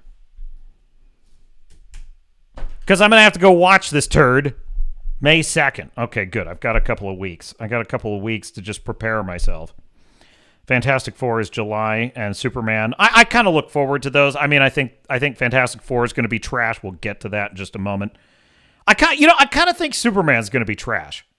I'm sort of hoping not. I'm hoping I like it a lot because I enjoy Superman movies. I really do. I enjoy the Superman character being Superman. Is that weird to say? I kind of enjoyed it when Henry Cavill was finally in the suit and being Superman. Like, when he's just being Superman, I really enjoyed it. It was when they brought in all the stupid Zack Snyder crap that I was not enjoying it, such as when Batman is beating up Clark with a sink, a porcelain sink. He smashes it over his head. And I'm just like, there's something just so fucked about that. I can't understand it. Okay, anyway. Grandmaster says, Sue Storm is a feminist in the movie, and they made Johnny a soy boy. Thunderbolts will get 50 million.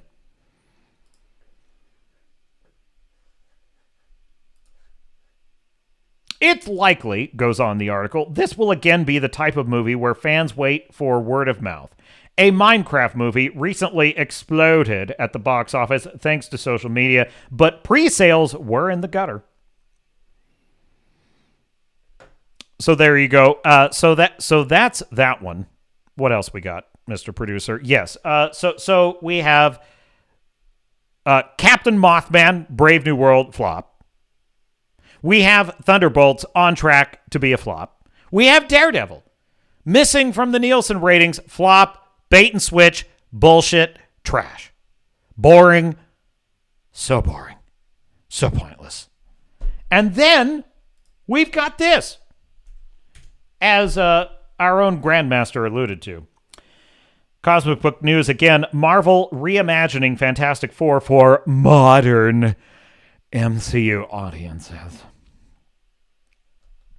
With 3 months to go until release, Marvel Studios has kicked up marketing for the Fantastic Four First Steps, where it is learned that the Fantastic Four will be reimagined for a modern audience. The Fantastic Four have already been on screen 3 times, so to go with the 4 in Fantastic Four, the MCU will reinvent the characters a 4th time, which sounds like it will line up with Kevin Feige's approach to the post-Endgame era. There's actually that Roger Corman Fantastic Four movie, which I actually heard was pretty good. I met a cinematographer at Comic-Con who worked on the movie. Rumors have already offered Vanessa Kirby's Sue Storm is the star of the Fantastic Four First Steps. This would follow Feige's female-led approach in movies like Captain Marvel, Doctor Strange in the Multiverse of Madness, Black Panther Wakanda Forever, Thor Love and Thunder, The Marvels, and the upcoming Thunderbolts movie. The approach, of course...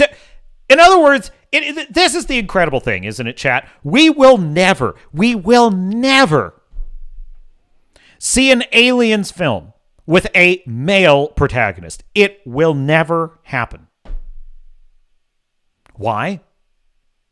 Well, because Ripley was a woman, so it's a female-led franchise. That was never the intention. Do you realize that the original script for Alien 3 was meant to star Hicks with Michael Biehn reprising the character, and Sigourney Weaver was good with that. She thought that was a great idea and was fine with it. And she was going to have a very small cameo appearance, but it was going to be Hicks's movie, and she was cool with that.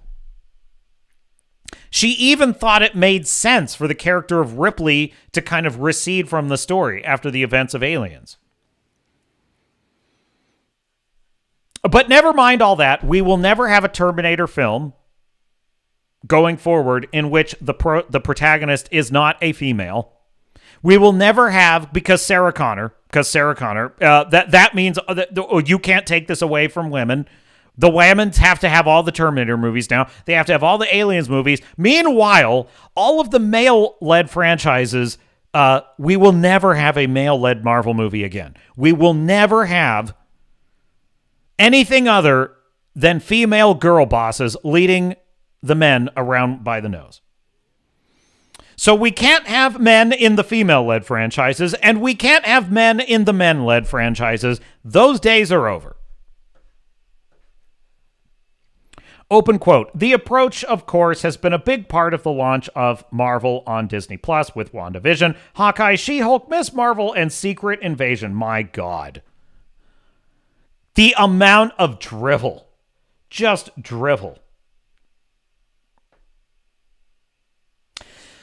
The cast of the Fantastic Four First Steps participated in a promo interview in Entertainment Weekly. The article revealed new images and a different take on the MCU will be going on with the characters. On a side note, it's pretty funny that the article tries to convince fans that the recent comic book run by Jonathan Hickman is on par with the original Fantastic Four comics by Stan Lee and Jack Kirby.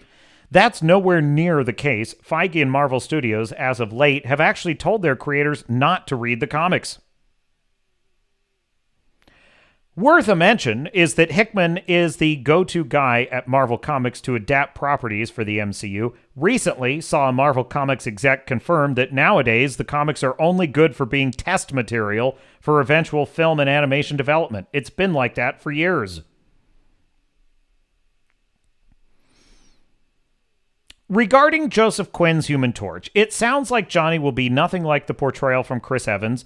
The article makes a point of stating that, quote, Chris Evans played the character as a skirt-chasing scallywag, but Quinn wanted to do something different. Quote, he's a man that leads with a lot of bravado, which can be an affront sometimes, but also he's funny, Quinn says. Myself and Marvel Studios boss Kevin Feige were speaking about previous iterations of him and where we are culturally. He was branded as this womanizing devil-may-care guy.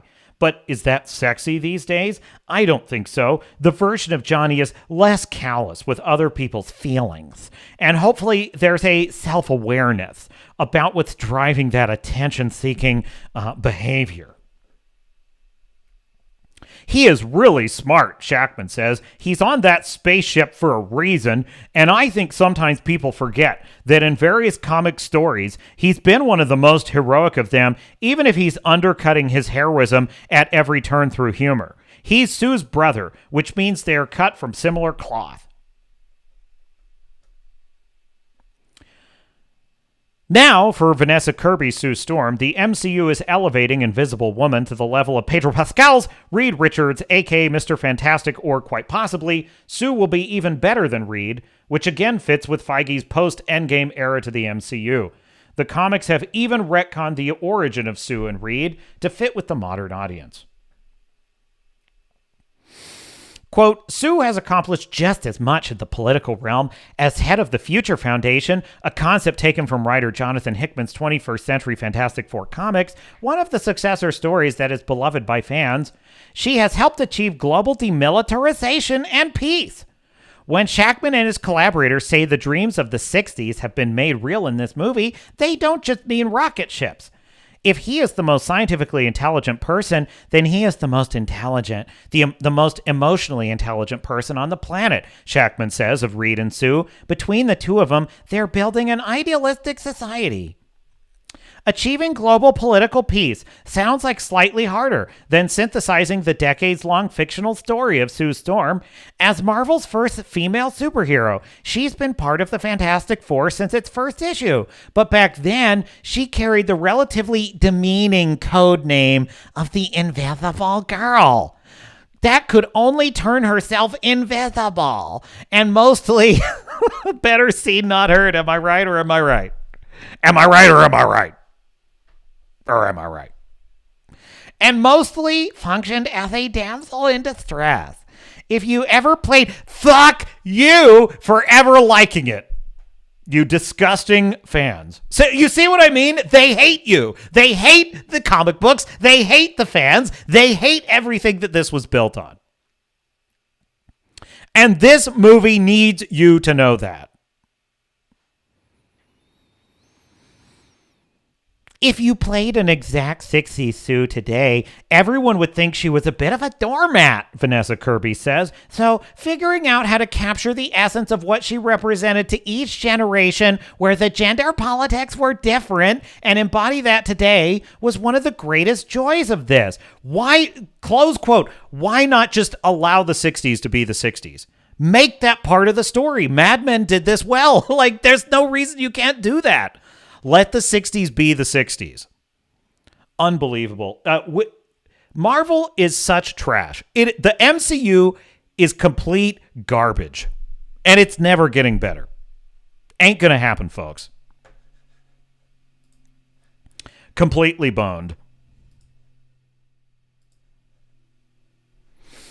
It's depressing. Grandmaster has retracted has several messages. 4 of 7 movies made money, 3 of 4. I don't know what you said there, Grandmaster. You said, I enjoyed Superman 1 and 2 immensely. Superman versus Batman was okay. Could have been a lot better. I regard Batman v Superman as the worst superhero film of all time.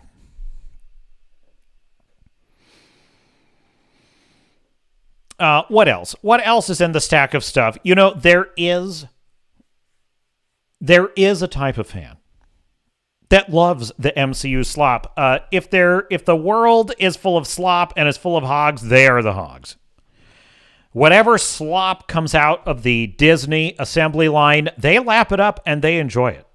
They're what's known as a shill, and they make me sick. However, there is a man who studies the shill. He studies them carefully. He intuits their moods and their strange peculiarities of behavior in an attempt to diagnose their disease, chivalry by proxy, and deliver the cure that will one day return them to the ranks of regular humans. But until that day, his prescription is clear. Copious amounts of ridicule and laughter at their expense. And it turns out that the shills were invited to Star Wars Celebration, and they were very excited about this. So, hat tip, Mr. Grizzy, we're going to see what the shills experienced at their wacky Disney Star Wars Celebration adventure. Mr. Producer, if you would. Put a like on that video and roll tape.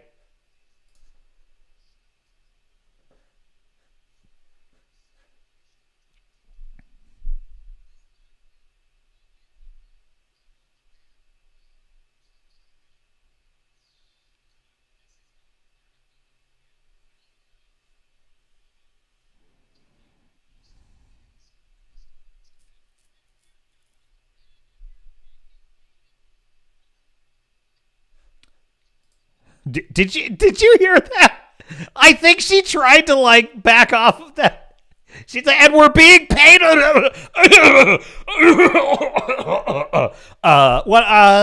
no attention to that. She just. Oh no sound. Okay, I'm sorry. Hang on. All right, I got it. I forgot to turn on desktop audio. Okay, from the top, Mr. Producer, from the top. The Disney Star Wars shills are going to Star Wars Celebration 2025. This is not a drill. All hands on deck. I'll be in Japan for Star Wars Celebration. God, it shouldn't be muted now, Grandmaster. You should be able to hear it. You can hear it now, right? Thumbs up. We're gonna be in Japan. I hope know. that we're leaving for Tokyo in just a few days, and Molly still needs to pack. And we are going to Japan, and we are meeting Hayden. Okay, so that's what I was talking about. She's like, we're going to Japan. We're going to Japan, and we're being paid. What I mean to say is... Oh my God, we are meeting Hayden Christensen. Boy, you really are a sad little fucker, aren't you? Now, this got weird quickly because she can't even say with a straight face that she's going to be able to keep her hands off of Hayden Christensen, even with her husband standing right there.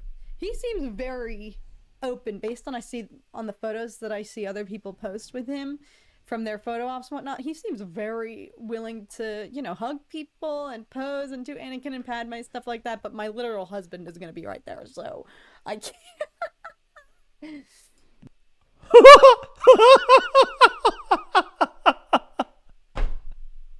What? We are watching a total meltdown, folks. She is spilling all the tea right here. She's spilling all the beans. She's like, we are going to Japan and we are going to be paid. And I'm just going to be all over Hayden Christensen. She's fucking out of her mind, man. Star Fury says the shillery is strong with these ones.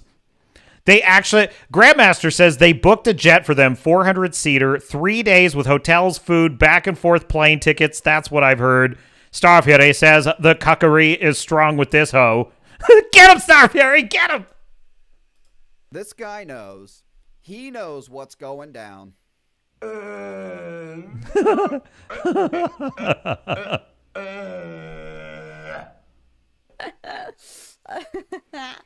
Luckily, I think Tom, he understands. He understands. Wow. Wow. Dude, if she has any opportunity whatsoever, she will 100% bone Hayden Christensen. Like, she's already hoping it's going to happen. She's already planning it. Like in the bathroom, in the toilet stall. She will bone that dude, and she won't give a fuck, man. Right. Now, I think Hayden is above that. I don't think Hayden would do that. I don't think he would. But I'm saying if he's willing to just bone her over the toilet in the bathroom, that bitch is bending right over. 100%. She's already picturing it. So I guess it's safe to say that Disney has invited quite the interesting cast of characters to this year's Star Wars celebration. God. We got Alex and Molly Damon of Star Wars Sexplained, who will be attending their third Star Wars celebration in a row. This is apparently meant to be some sort of alphabet people representation due to the fact that, as we've exposed previously on the channel, Star Wars Sexplained is a cross-dresser and has done it multiple times at these events. What? And there is also evidence to suggest that he might be into dogs. Yeah, KB is still, like, that's my probably main criticism of the show right now, is that we just don't know much about her. Holy Jesus. What is that? What the fuck is that? Just don't know much about her. Oh my God. Something horrible's happening. This is a family who are their own children performing bestiality. You're distracting me. And this happens often Doggate. on the Star Wars Sexplains channel. #Doggate. Freaks me the f*** out. Fake news Kyle Katarn is going to Star Wars Celebration as well this year. Because the two of you are actually going to be going to Celebration together. That's and right. then actually being able to co-host the larger podcast session that'll be happening during the weekend. So that's right. Not only is he going, as you just heard, he is hosting an episode of his podcast as a panel at the event itself. Yes, Dork Forces will be live in Japan. Doc and I here will both be co-hosting it with Ronan and with Hera. I was about to say those names as well, yeah. Ronan and Hera. Yes, I will unfortunately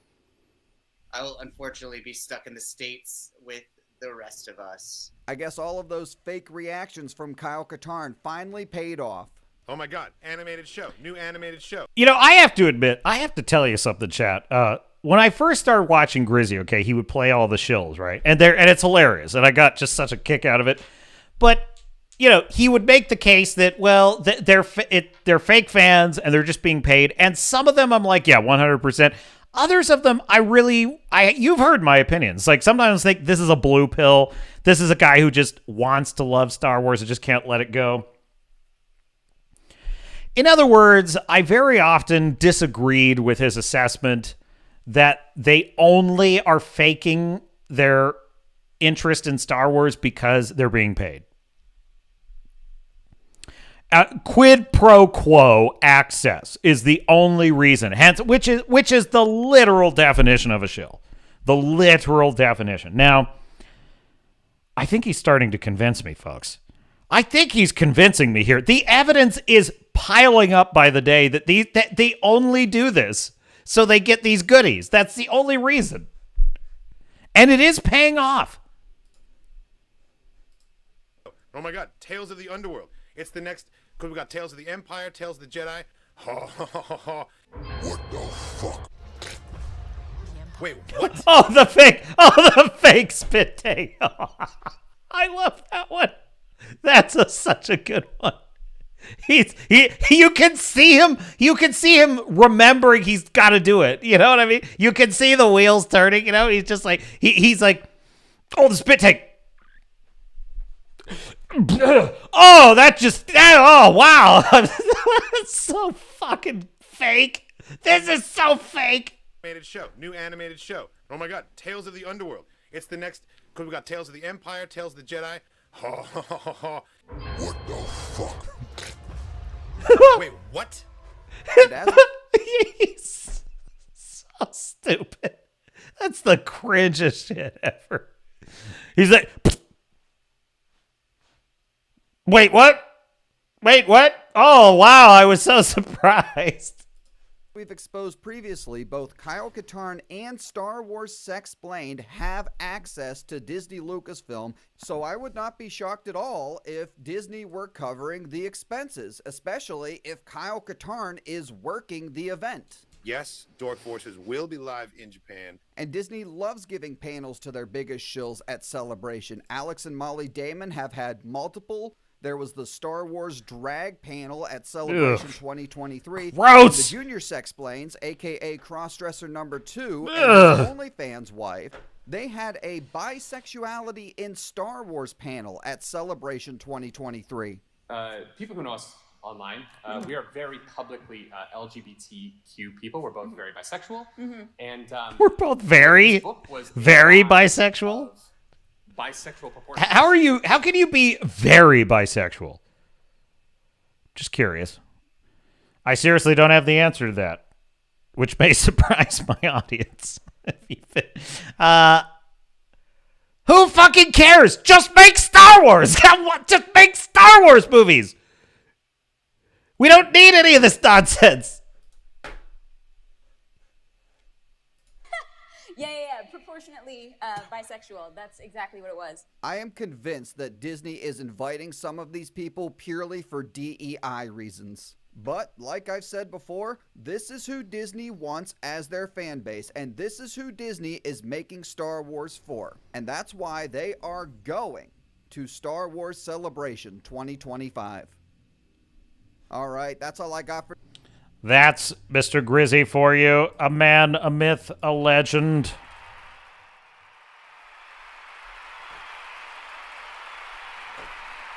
Freaks, man. Wackos.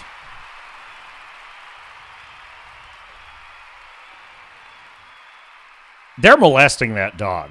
They are 100% molesting that dog. It's just, something is very wrong there. Okay, so we've been shitting on... There's not much good stuff out there, folks. Other than Solo Leveling, there's not much out there. Although, I did see that there is a trailer for this new Lanterns TV show on HBO. And I am open to this being good. And I've heard interesting things about it.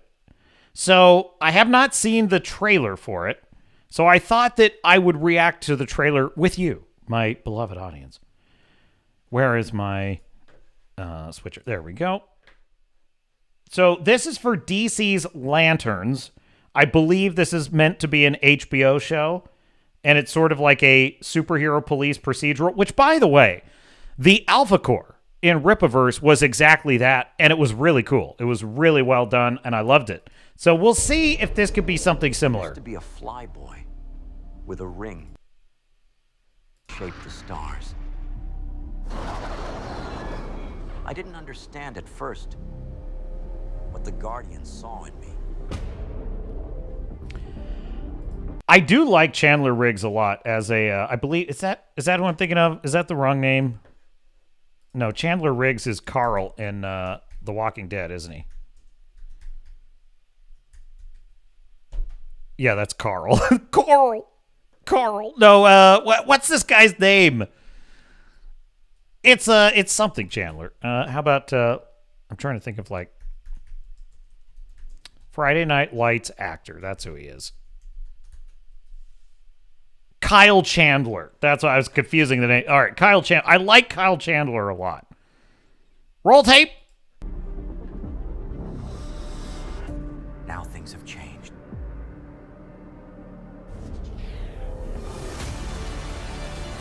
I know you never asked for this, but the ring sees something in its wearers.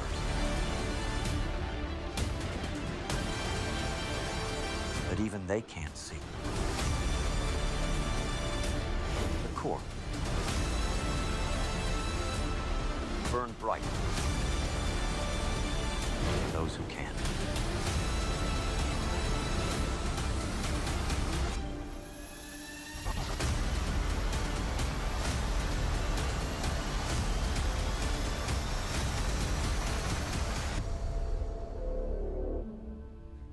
Well, it's just a teaser, but it does look cool.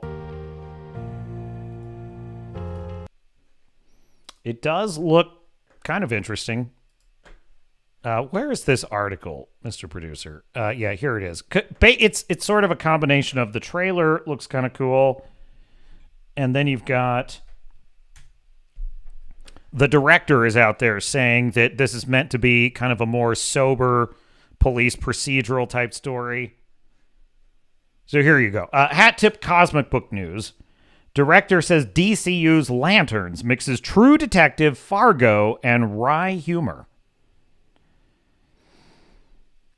James Hawes opens up about the DCU Lanterns series, where he will be directing the first 2 episodes and is executive producer of the show. Hawes says the Green Lantern series is as grounded and gritty as a buddy cop drama but comes with humor. While there have been comparisons to True Detective, Hawes adds that the tone is also similar to Fargo and even No Country for Old Men. I like the sound of that. I really do. Lanterns feels rooted. In an interview with THR about this new movie, The Amateur, starring Oscar-winning actor Rami Malek, one of my favorite actors, and James Gunn Superman Lois Lane actress Rachel Brosnahan, Hawes describes the tone of Lanterns thusly. Talking tone, it looks and feels rooted. You meet two guys, but there is wit and comedy to it, and you would not expect in True Detective. Close quote for a second. True Detective does have wit and comedy in it. That's like a weird... Yeah, it's a dark show, don't get me wrong, but there's definitely wit and comedy between the two cops in the show. Open quote. It is, in many ways, a buddy cop structure with travel in the story, time to and fro that is really sophisticated. Chris Mundy has done the most amazing job with the team there, and so I think the True Detective comparison is valid. People will still go... what were you talking about to some extent? But I would also bring in No Country for Old Men, Fargo, and things that have that Americana heart to them. There's a wry humor, and so there definitely is more wit and humor than there is in True Detective. I just think that is a dynamite angle for this show. Like a sober, serious, grounded... kind of like, because the thing is, there's only so many superheroes flying around doing ridiculous things against a godlike being that's trying to eat the universe or some dipshit stuff like that. There's only so many times that I can sustain that as an audience member. Literally, when every single movie is about stopping the destruction of 1,000 multiverses, there is just only so many of those I have in me. You know what I'm saying? What I'm really saying is you need to scale the threat to the scale of the story. And that is why, in my view, Endgame and Infinity War worked. Because they spent about 27 movies building up to half of all living beings are at stake. They spent 27 films building that up, or 22, I think. It was at 22 or 27. It's something like that. Over 20 films. So... if Green Lantern is just another Superman, and Wonder Woman is just another Superman, and The Flash is just going to team up with Batman and Supergirl to fight Zod, then I feel like the stakes are always at an absolute peak, and it really detracts... It creates superhero fatigue. It really does. But to take the Lanterns and make them more like a street-level superhero, make them less of this like fighting godlike forces in every film, instead make them a kind of TV show detective drama, that's kind of brilliant. It really is, and I'm really into that. It's what used to be what was great about Daredevil versus the Kingpin, as a matter of fact. Fu Man Blue says, hail all. Fu Man Blue is in the chat. Ahoy, Fu Man Blue. Look what the cat dragged in. It's been Starfury and Grandmaster holding down the fort. Of course, I did have a false start to the stream, so that's partly due to technical difficulties. Grandmaster says, it features Jordan and Stewart investigating a murder on Earth. Lanterns will premiere on HBO in early 2026 and will consist of 8 episodes. It will be part of the DCU's Chapter 1, Gods and Monsters. The... premise for Lanterns is the series follows experienced Lantern Hal Jordan and new recruit John Stewart as they investigate a murder in Nebraska, which leads them to darker mysteries and reckonings. And by the way, that's genius. Like, that's a great setup. A sort of veteran, experienced Hal Jordan who is training and recruiting like a new green recruit. Like, that's perfect. That's perfect for a buddy cop story. In fact, what I would say is the show should either be a whodunit or it should be a buddy love story. That's basically what it should be. One of the two. But my guess is they're doing this as a whodunit series, and that's great. Like X-Files, Mulder and Scully. Like, that's a great way to get at it. So, and the fact that one is experienced and one is not, that automatically creates a foil in the relationship, you know. I think that's a great angle. So I'm excited for this. The only problem is by the time this comes out, we may already have seen Superman be a total disaster, Fantastic Four be a total disaster, and superheroes be even more in the toilet than they were before. Thunderbolts, total disaster. Captain America, the Mothman, total disaster. Daredevil Born Again, Afterbirth, total, absolute failure. The Penguin, probably canceled because the Matt Reeves Batman 2 is never going to happen. So by the time this comes out, it's like everything's already been a disaster and who cares? I wish this were coming out this month, like this year. That would be better. That would be way better.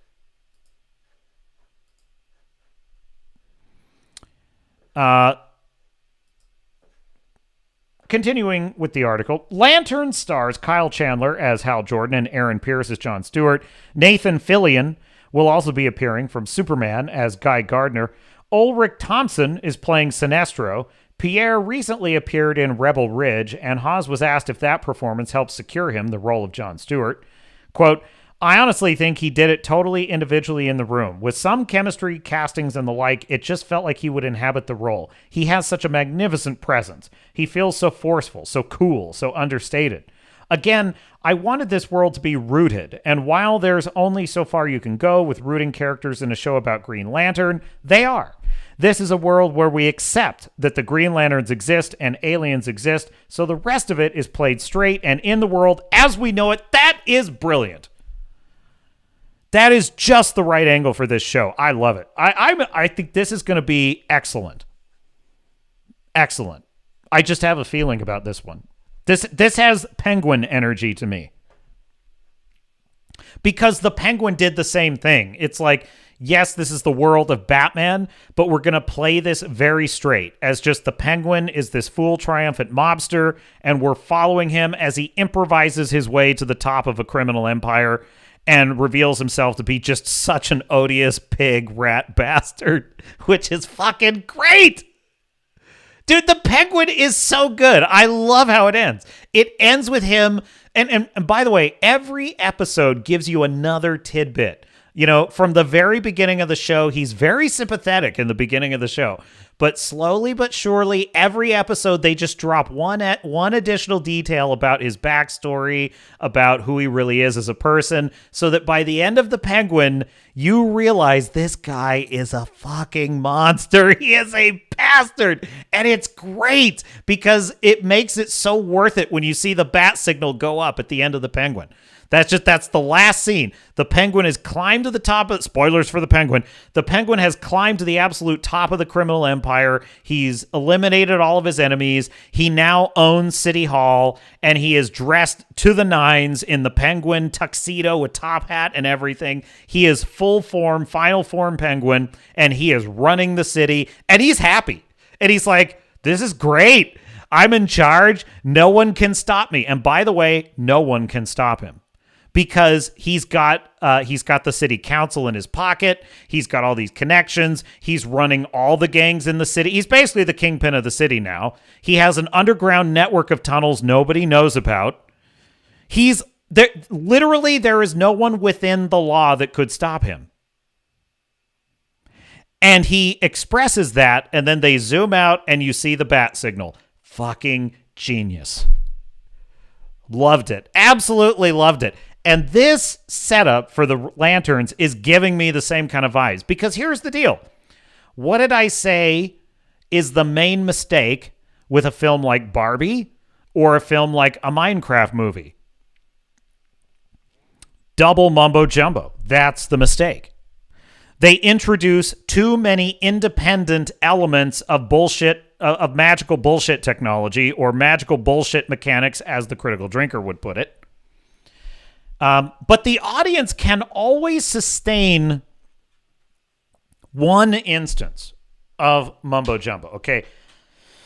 Audiences can handle the most outlandish magic the most outlandish nonsense possible. They can handle one instance of that. And then if the rest of the world is grounded, or as the executive producer here is saying, rooted is the term he prefers. And who was it again? It was executive producer James Hawes. As James Hawes put it, if it is rooted, if the rest of it is rooted, the magical mumbo jumbo still works. So in this case, the lanterns and their powers, the existence of aliens, the fact that they are, interstellar alien police cops, that's the mumbo jumbo in the story. But the rest of it is a straight, detective thriller. Why done it? That's genius. That's genius. So if what I am sensing about the show holds, I think this will be an excellent superhero drama. Grandmaster says they are filming it now. It's not done. Principal photography began February 17th, 2025 in Los Angeles under working title Latitude and was expected to continue until July 1st. In reality, that means production will end in August or September. So that's Lanterns. I'm thinking this is going to be excellent. Anything else I wanted to cover on this? I think not. I think we've fairly covered that topic, Mr. Producer.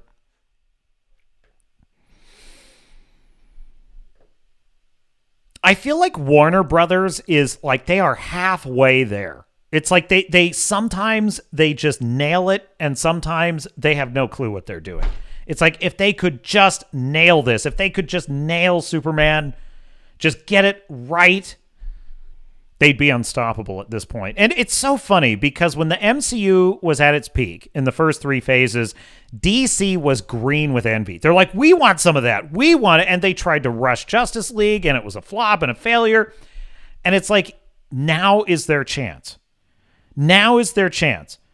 Sony and the Marvel Cinematic Universe have burned the table. They've completely burned the table with superheroes. If DC would just play it straight, just do it right, they could take it all down. Grandmaster says, if Super Doggy fails, which is strongly hinted, especially Nathan Fillion as Green Lantern, this will be canceled. If Nathan's Green Lantern is a highlight, then the show has legs. Starfitty says, Superman is fucked. This has been an announcement from Starfury. I tend to agree with you, Starfury. I'm not hopeful. It was a big red flag in that Superman trailer when there was a monster, and there was Hawk Girl, and there was this Green Lantern, and there was Mr. Terrific, and it was just and a kaiju. What's a fucking kaiju doing in it? It's just stuffed with shit. And I'm just like, and then there's a super dog. What is going on? A lot of red flags there. It was giving me Zack Snyderverse Justice League vibes is what I was getting. The first Justice League, the non-Snyder cut Justice League. Superman, Lois Lane, Lex Luthor. That's it. That's it. Nothing else in that first movie. Maybe one additional villain, like a side villain. Maybe we hint at Brainiac or something, but you don't just stuff it to the rafters with a bunch of shit.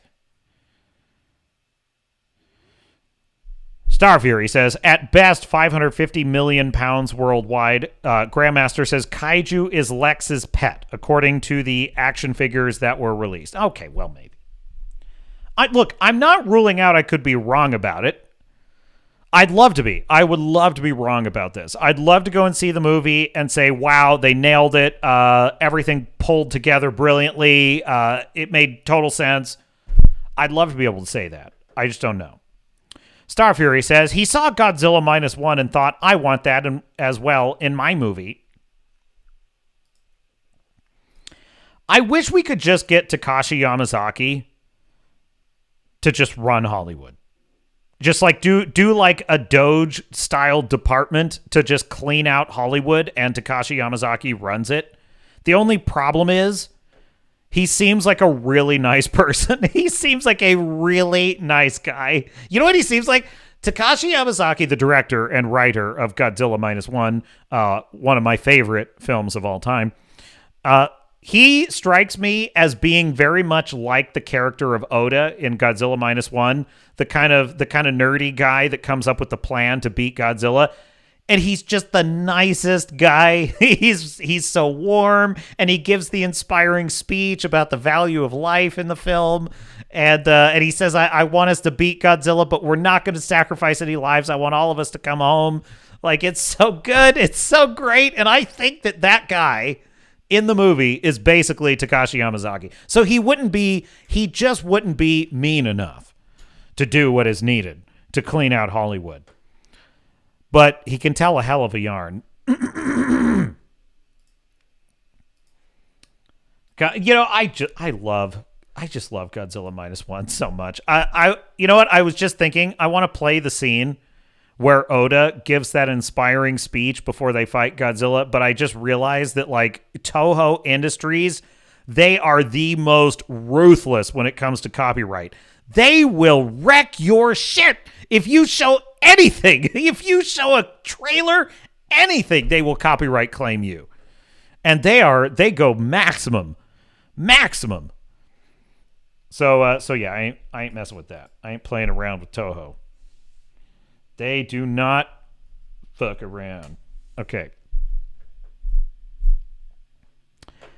So we're going to pivot now to a Fleekazoid video. Now, I am considering playing a game. Star Fury says, if Doge looked at Hollywood, they would all be screwed. I agree. Big time. Now, there is a game which I am tempted to play. It is called Monster Hunter Wilds. I desperately need a new RPG. I do. I've been playing Fallout 4 and Skyrim basically on a loop. Mass Effect, I played on a loop about 1,000 times. It's getting to the point where I almost can't even play Mass Effect anymore because I played it so many times that, like, I start skipping every dialogue now. And then I'm like, I don't want to do this mission. I'll do a different mission this time.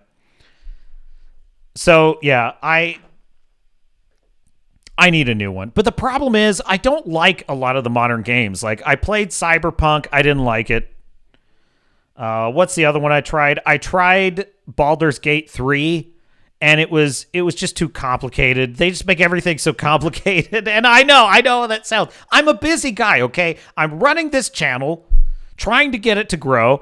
I have a full-time job. I'm not complaining, by the way. I'm just saying... I don't have infinite spare time, is what I'm saying. And I'm trying to write this novel. Star Fury's on me to watch Solo Leveling and write Galaxy Born because he needs a new space opera, and he does. I got a lot of shit to do, man. And so, like, when I sit down to play a game, it's like 40 hours of investment at least. I need to be pulled in quickly. And Baldur's Gate was like... right off the bat, it's like defeating me. It's just defeating me at every single turn. And I'm like, I can't. It's going to take me 10 hours just to figure out how to play this. And I don't have it. So I just go play Fallout 4 because I know how to play Fallout 4 and I enjoy it. So I'm thinking Monster Hunter Wilds because it does look super, super cool. I don't know how much of a story it has or what. Grandmaster, you're saying that Batman 2 still isn't done? Yeah. It's not done. It's never going to happen. Star Fury says, what did you think of Solo Leveling Episode 9 Assassin Build fight and Episode 11 Egress fight? I just finished Episode 11. That was rad. I liked Egress, the Blood Dread or whatever. What was his name? The Blood Red or something like that. He's like this red armored knight. That was cool. Yeah, I really enjoyed that. That was a fun fight.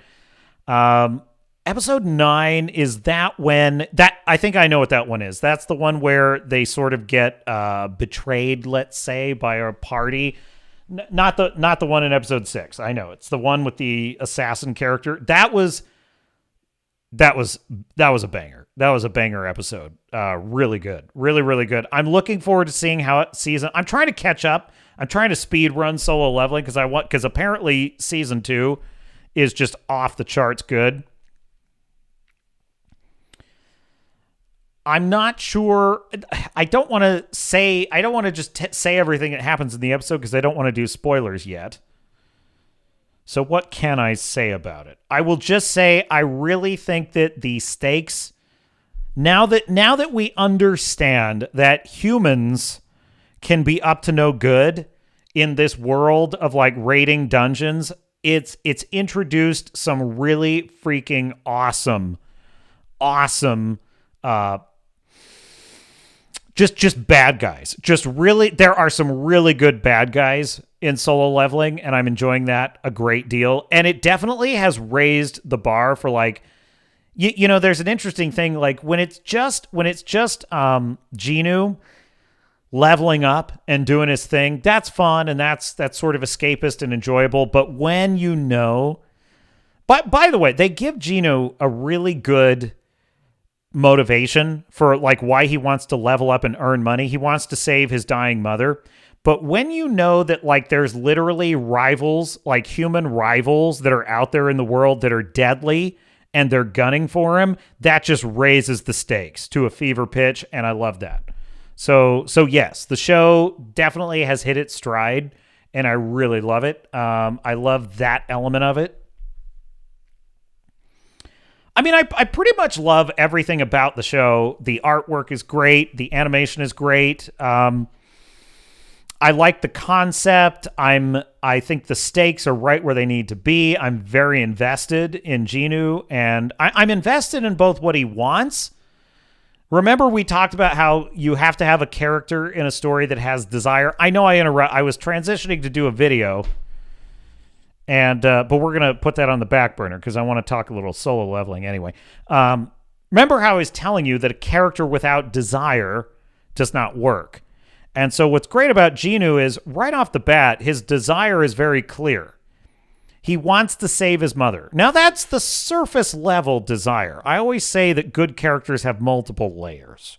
There's the conscious layer, there's the subconscious layer, and the deep-seated layer. Now this is by no means comprehensive.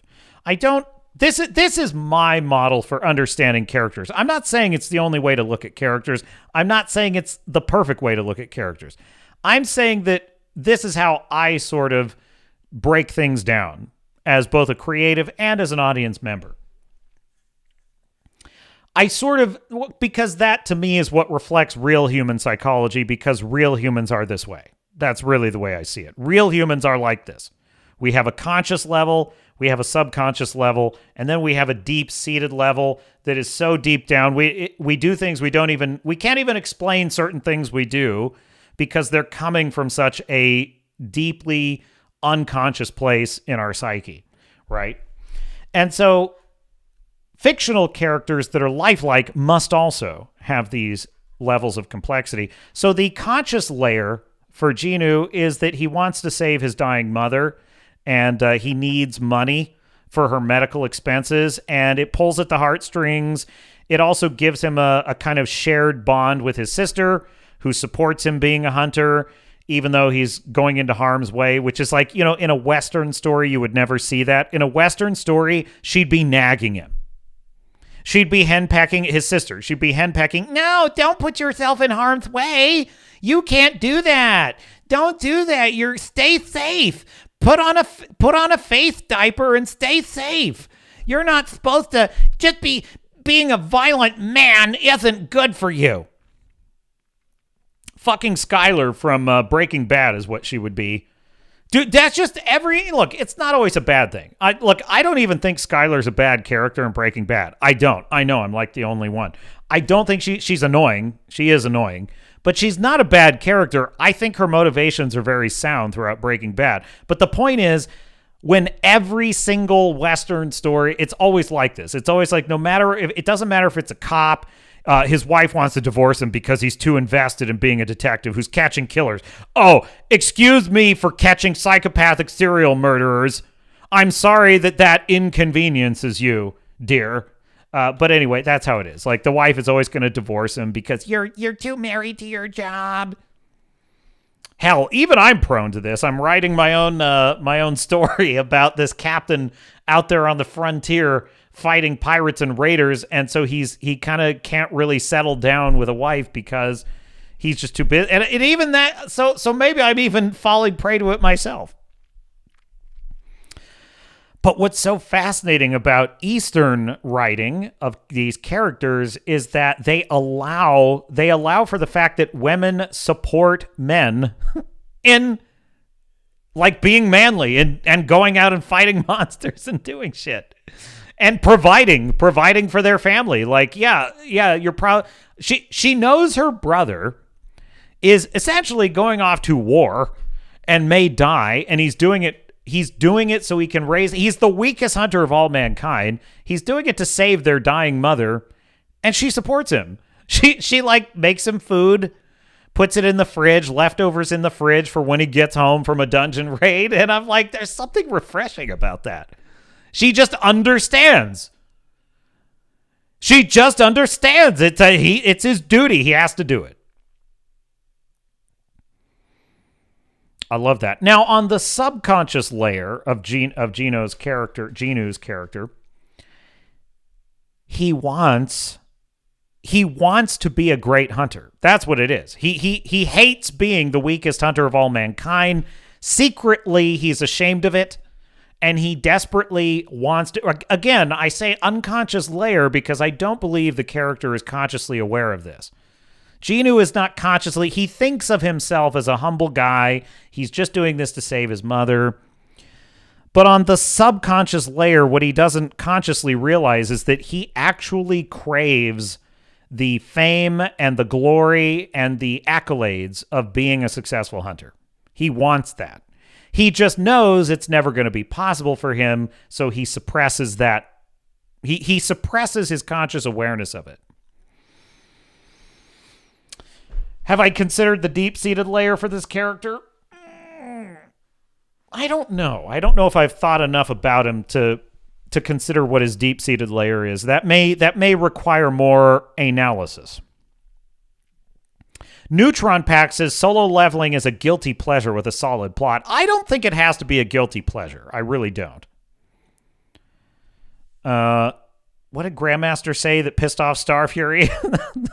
Grandmaster said Batman 2 is not written and is not happening. Starfury said, really? Is that what you... I'm disappointed too, if true. I'm happy it isn't because I hated Patty. Well, I did too, Grandmaster. Robert Pattinson is the lamest. I will take George Clooney as Bruce Wayne over Robert Pattinson. No lie.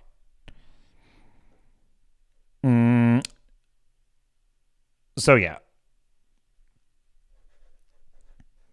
Deep-seated layer for Genu. I have to think about it for a second.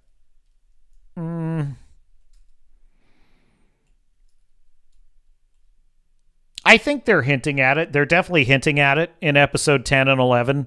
That he has a deep inferiority complex.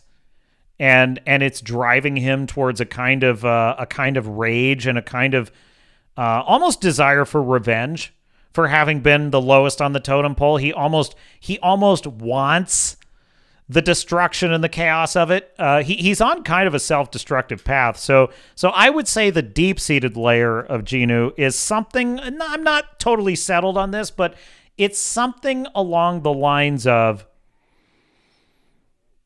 He kind of wants to unleash a little chaos and destruction as revenge for being the low man on the totem pole. But the jury is still out on that. But I definitely think his unconscious layer is he secretly craves the fame and attention of being a great, glorious hunter. He wants the glory. He absolutely wants the glory. Starfury says, Genu is exceptional, intelligent before he was powerful, shown by his analysis in episode 1. Correct, I never want to hear... Wait. Grandmaster said, I believe Starfury was concerned about Matt Reeves' ill health. Correct, I never want to hear someone is sick. Oh, well, that's good to hear. I agree. I mean, I definitely don't want to hear he's sick either. I would like the Matt Reeves second Batman to happen for two reasons. I've come to really like Matt Reeves' vision of Gotham. I think it's very cool. And if we can't have Christopher Nolan come back to do Batman 4, this is the next best thing.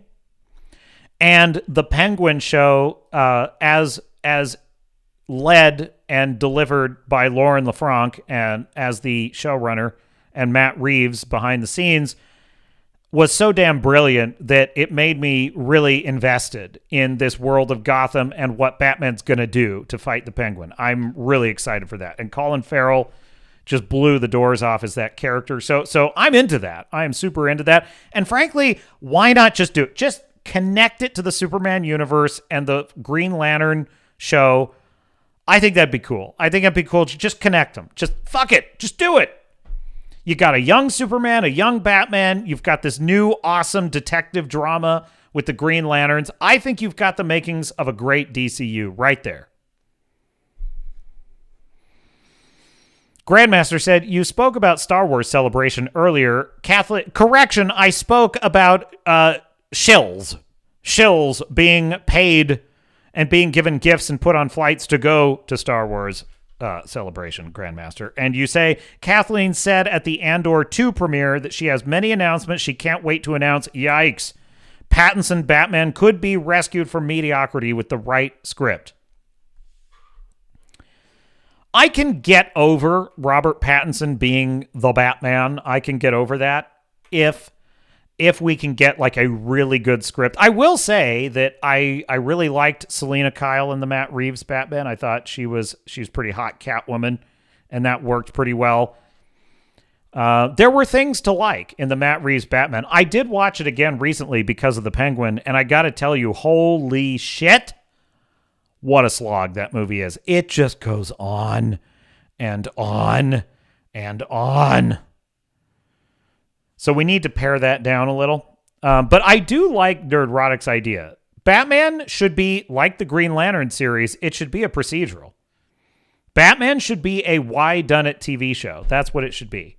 I think that would be brilliant. Star Fury says, buckle up, boys. Cup your testicles. Incoming boot to the balls. Where? Where, Starfury? Is there a trailer for, what is it? What's coming out? Andor 2? Is there a trailer for Andor 2? I didn't even think to check for that. Let me see if I can find one. Oh, shit. Nerdrotic just dropped a review. We may have to react to that, boys. We may have to. Andor Season 2 trailer. This looks legit. Andor Season 2 final trailer. You got to be careful because these fan edit trailers are floating out there and they will absolutely trick you. They tricked me. They tricked me real bad. Let me just double check here. You know, I need like Jeopardy music, Mr. Producer. That's what I need. I need to load like some Jeopardy music for when the captain is thinking or doing something. Would that'd be fun, wouldn't it? I'm just gonna pop over to Epidemic Sound here, my royalty-free music. Let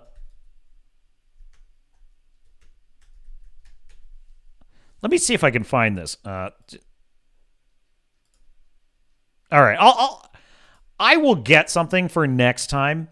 I will get something for next time we're doing this. No, not that one. Not that one, Mr. Producer. I'm just going to risk it because it's delay of game at this point, and I just want to go for it. All right, copy link address. We're going to take a look at this trailer. We'll come back to Fleekazoid in a minute. Andor Season 2.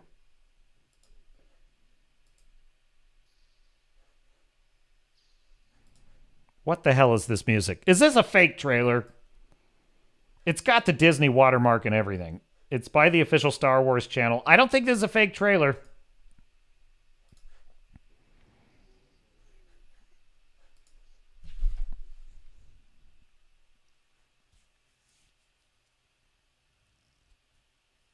Just the most non-Star Wars music. Just fucking trash music. What the hell? I'm already disgruntled about it. Roll tape.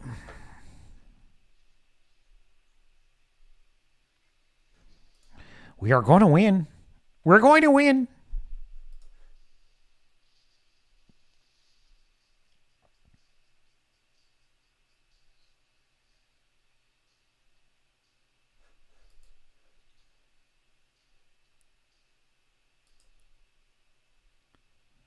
What? What? This is a Star Wars trailer? This is trash. I don't know about the show, but this trailer is garbage.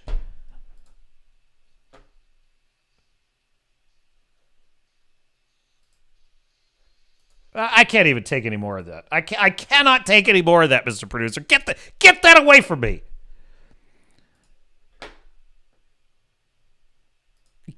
I'm looking for another trailer here because I can't even endure this trash.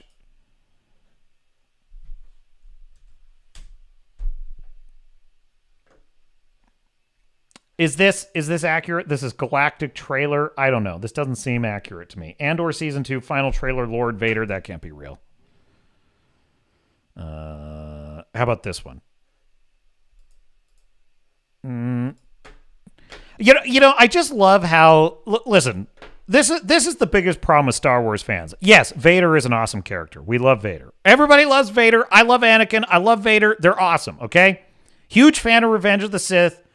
I've come to very much appreciate Hayden Christensen's portrayal of Anakin. Really love it. However, we need to stop demanding that Lord Vader be in literally everything Star Wars, okay? We need to stop demanding that. Because it dilutes the character.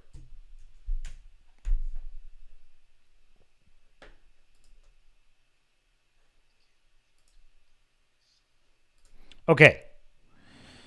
That's better. That's better. Much better. I can live with that. Holy shit. What were they thinking with that trailer? Jeez.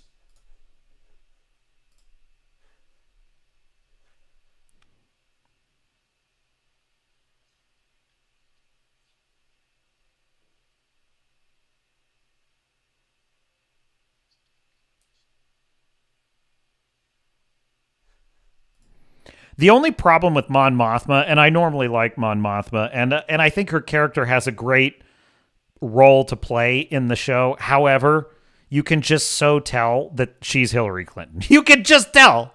She is absolutely Hillary. It's insufferable. It's just insufferable. These Hollywood wackos, they can never just create an original character that just lives in the world and just is that character. That they always have to, there's always some kind of subtle infusion of their bullshit real world garbage. And it's, you know, and the thing is, we talk about the woke era. Listen, I've been living with this my whole life. This has been in shows my whole life. It's only in the last 5 to 10 years where it got so bad that everyone woke up to it. Everyone did. But this has always been there, folks. They've always been doing shit like this. It just wasn't this bad. But anyway, that's neither here nor there. Roll tape.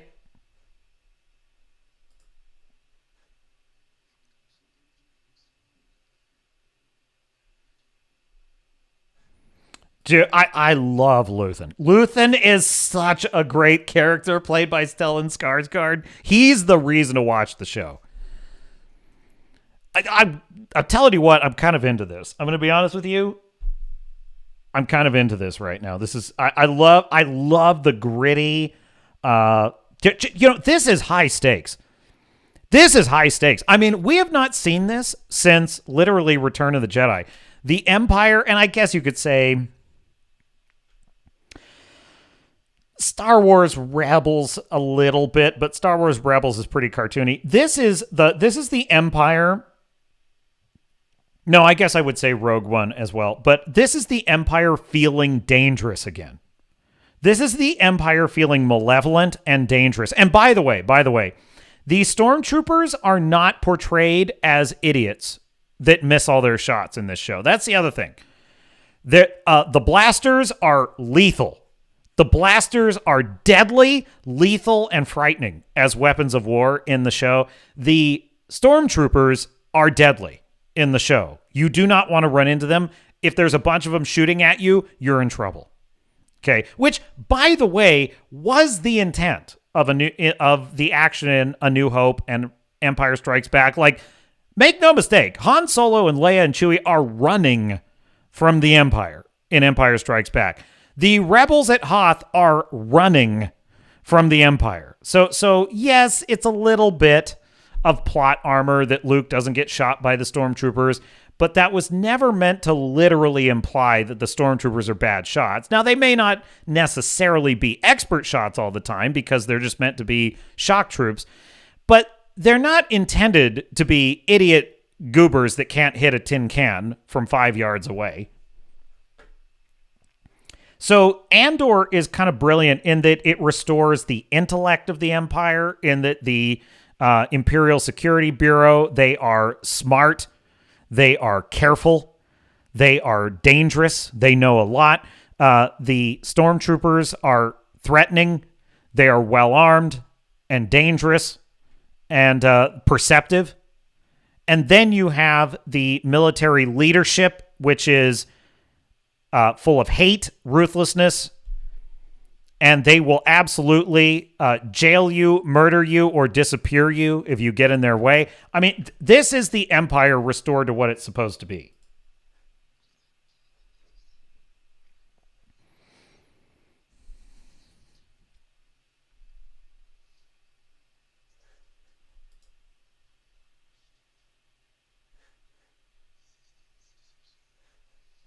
Ooh, Krennic is coming back. Krennic is in it. Krennic is in it. Krennic is in it. I couldn't resist. I'm sorry. I am excited for Krennic, though. I really am. I love it. What's the name of the actor? I always forget his name. Actor who plays... I love this actor. He's such a good character actor. Ben Mendelsohn. Yes, I'm excited for the Ben Mendelsohn cameo. Grandmaster says the marketing's been bad for Andor 2. I've heard from within that it's actually better than Andor 1. I get that feeling. It has action scenes, a love story, controversy with bad things happening to bad things happening. And did I say lots of action scenes? You're very enthusiastic about that, Grandmaster. That worries me a little. No, I'm just kidding. Grandma says, I agree with you. Wokeness was always there, but it was never intentionally shoved down your throat. Yes, it was. 100% it was. They crammed it down your throat in the 90s. They crammed it down your throat in the 2000s. They crammed it down your throat in the 2010s. It's just they kept turning up the temperature. That's all it was. It's always been there. It's called left-wing wackoism. And it's been pretty much ruling our planet for like 70 years. It's gotten more and more arrogant, more and more unrestrained, more and more crazy, more and more insane. And finally, it's so bad that the average John Q citizen is aware of it now and is frustrated with it and is tired of it. So that's what's happening.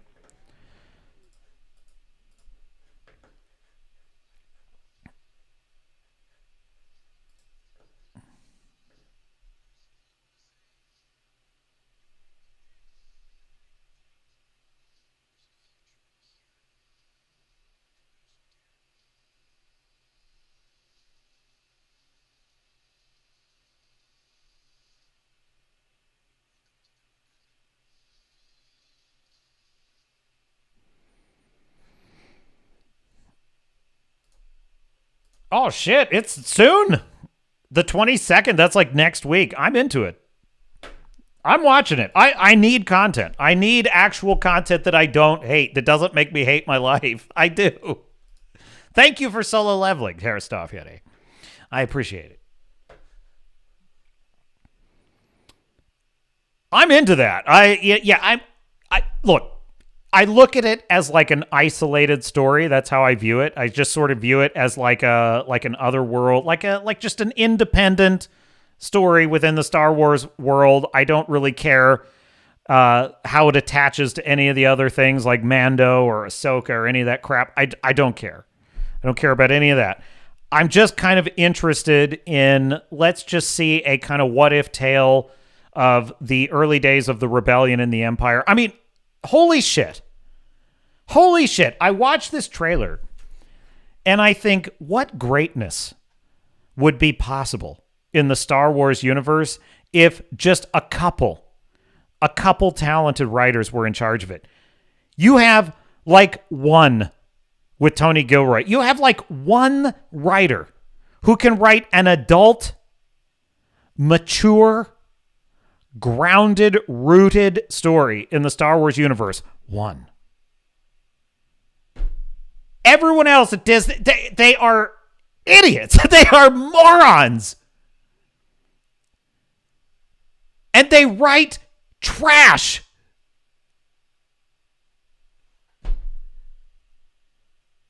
Why don't you get this guy to write Star Wars? I don't understand it, man.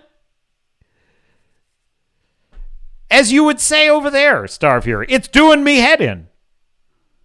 You get the cube-shaped woman, Leslie Headland, a very unfortunate-looking woman. No, not the pig witch. I didn't say she was the pig witch, the hog witch. I said Leslie Headland. A stupid human being. Like a stupid person who has no talent for writing. A wacko, leftist, crazy, lunatic Karen. And you get her to write some ridiculous nonsense about a bunch of stupid lesbian space witches. And she just tramples the lore like a fucking rhinoceros in the jungle. Just doesn't give a shit about anyone's age. Doesn't give a shit about the competence of the Jedi Order. Just trashes everything. Renames the Force to the Thread. The fucking arrogance of her. It's unbelievable, man. And then she goes in, and then she's getting absolutely roasted every episode. And she goes out there and she gives interviews about how freaking genius she is. And it's like, that's who you put in charge of Star... Not this guy. You don't put this guy in charge of anything. Oh, you give him Andor, fine. The guy who bailed you out of the disaster that was going to be Rogue One. Rogue One was going to be a trash fire, dumpster fire fiasco. It was failing. It was the second film. It was the second one. They were already failing in the second effort. And this guy saved them by last minute, 11th hour, rewriting the whole thing and making it a serviceable film.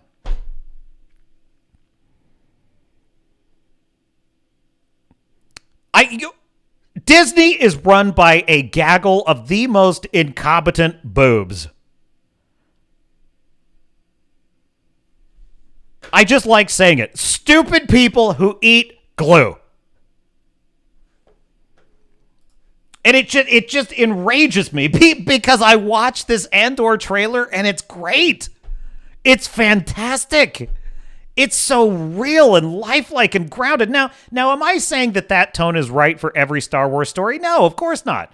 I think that a lighter, more adventurous tone should be one story. I think a dark, wandering mercenary tone, kind of a Lone Ranger, Pale Rider, Mandalorian show would be good. I'd like that. I'd be into it. I was into it when I thought that's what it was. The first couple seasons was it started out kind of as that. It was kind of cool when the Mando was dragging a guy off and freezing him in carbonite, and it was like, you're coming with me. It was it had, dead or alive, you're coming with me kind of vibes, and I liked that. So I'm not saying you need the same tone for every Star Wars show, but is it too much to ask that it feels like it was written by, like, mature adults who are at the top of their craft and actually know what the hell they're doing? That have credentials as writers and creatives? That care about the lore and respect the fans? And if it's not too much trouble, would actually enjoy it if we, the audience, had a good time?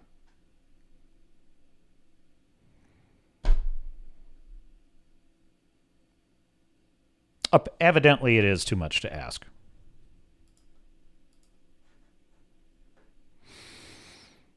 Yes, Grandmaster, I did hear about John Boyega's recent comments about Star Wars. I'm just so over it. I don't care. It is a truly pathetic. It is just a truly pathetic thing that John Boyega's out there trashing the fans as racist. I mean, it's late to the party, brah. You're about like 10 years too late, man. like you're way behind the times. We've had that whole argument for 10 years. We're a bunch of racists. Okay, who cares? I don't care. Fucking cry about it like a bitch. I don't care. We defended you, John Boyega. We, the fans, we, the audience, we defended you against stupid creatives like J.J. Abrams, who ran your character into the ground. We defended you. So screw you. Screw you. Screw all those creatives. Screw Kathleen Kennedy. Screw Kevin Feige. Screw Lucasfilm. Screw them. Like they could just burn. I don't care. And that's all I'm going to say about the John Boyega situation. He can get fucked. I don't care how he feels about the Star Wars fandom. He is irrelevant. It's pathetic. It's absolutely pathetic. Star Wars, Star Fury, I should say. I always wanted a Miyamoto Musashi style story in Star Wars with a wandering Jedi searching for Sith and fighting them in duels across 1,000 worlds. I mean, right there. That's a 1,000 times better idea than anything lesbian headlamp can come up with. So, yeah. Anyway. All right. Let's let us return to Hat Tip Fleekazoid. Mr. Producer, where is my camera? There it is. Roll tape.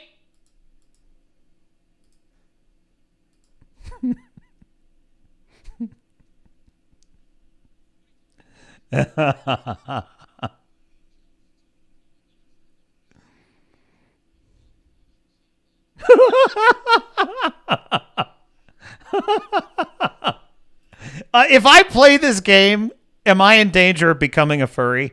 Is that what Fleekazoid is saying? Will I become a furry? What would my fursona be? A turtle. It would be a turtle.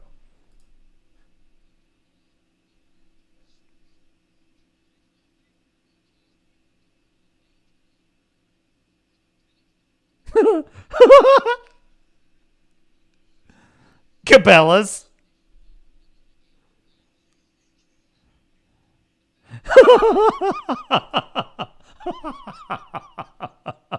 I kill things because they're different from me. The favorite pastime of humanity. It has scales. Kill it. What do you think, Star Fury?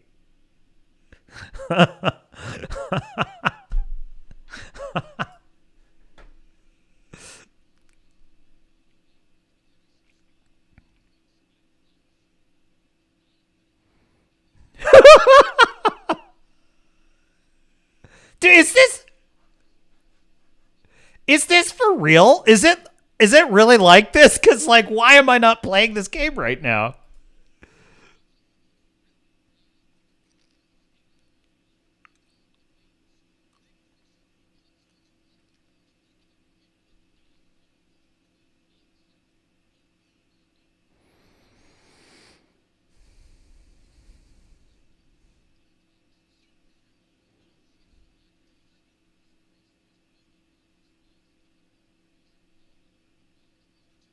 They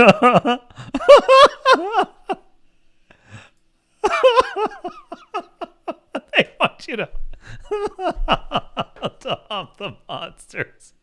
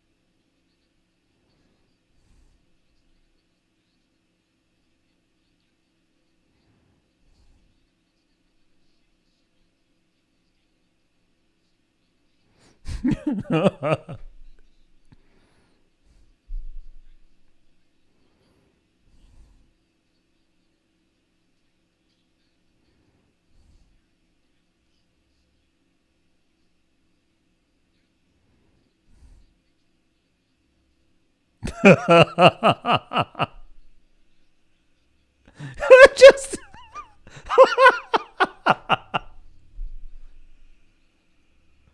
it's so great is I can't tell whether he loves this game or hates it. I really can't tell. It's like I sort of think it's both. I don't know. We're just gonna drone strike the monsters. I don't know. I can't call it whether I would enjoy this or not. Like it sounds like the story is boring. The gameplay looks fun and cool, and hunting the monsters and animal cruelty simulator and all that. But that's not enough for me to feel satisfied with a game. Like I mean, there are certain things that have their appeal in this game. I think you would agree, chat. Star Fury says, fuck all modern games. Shit. No audio. Oh, shit. Damn it. I did it again. Damn it.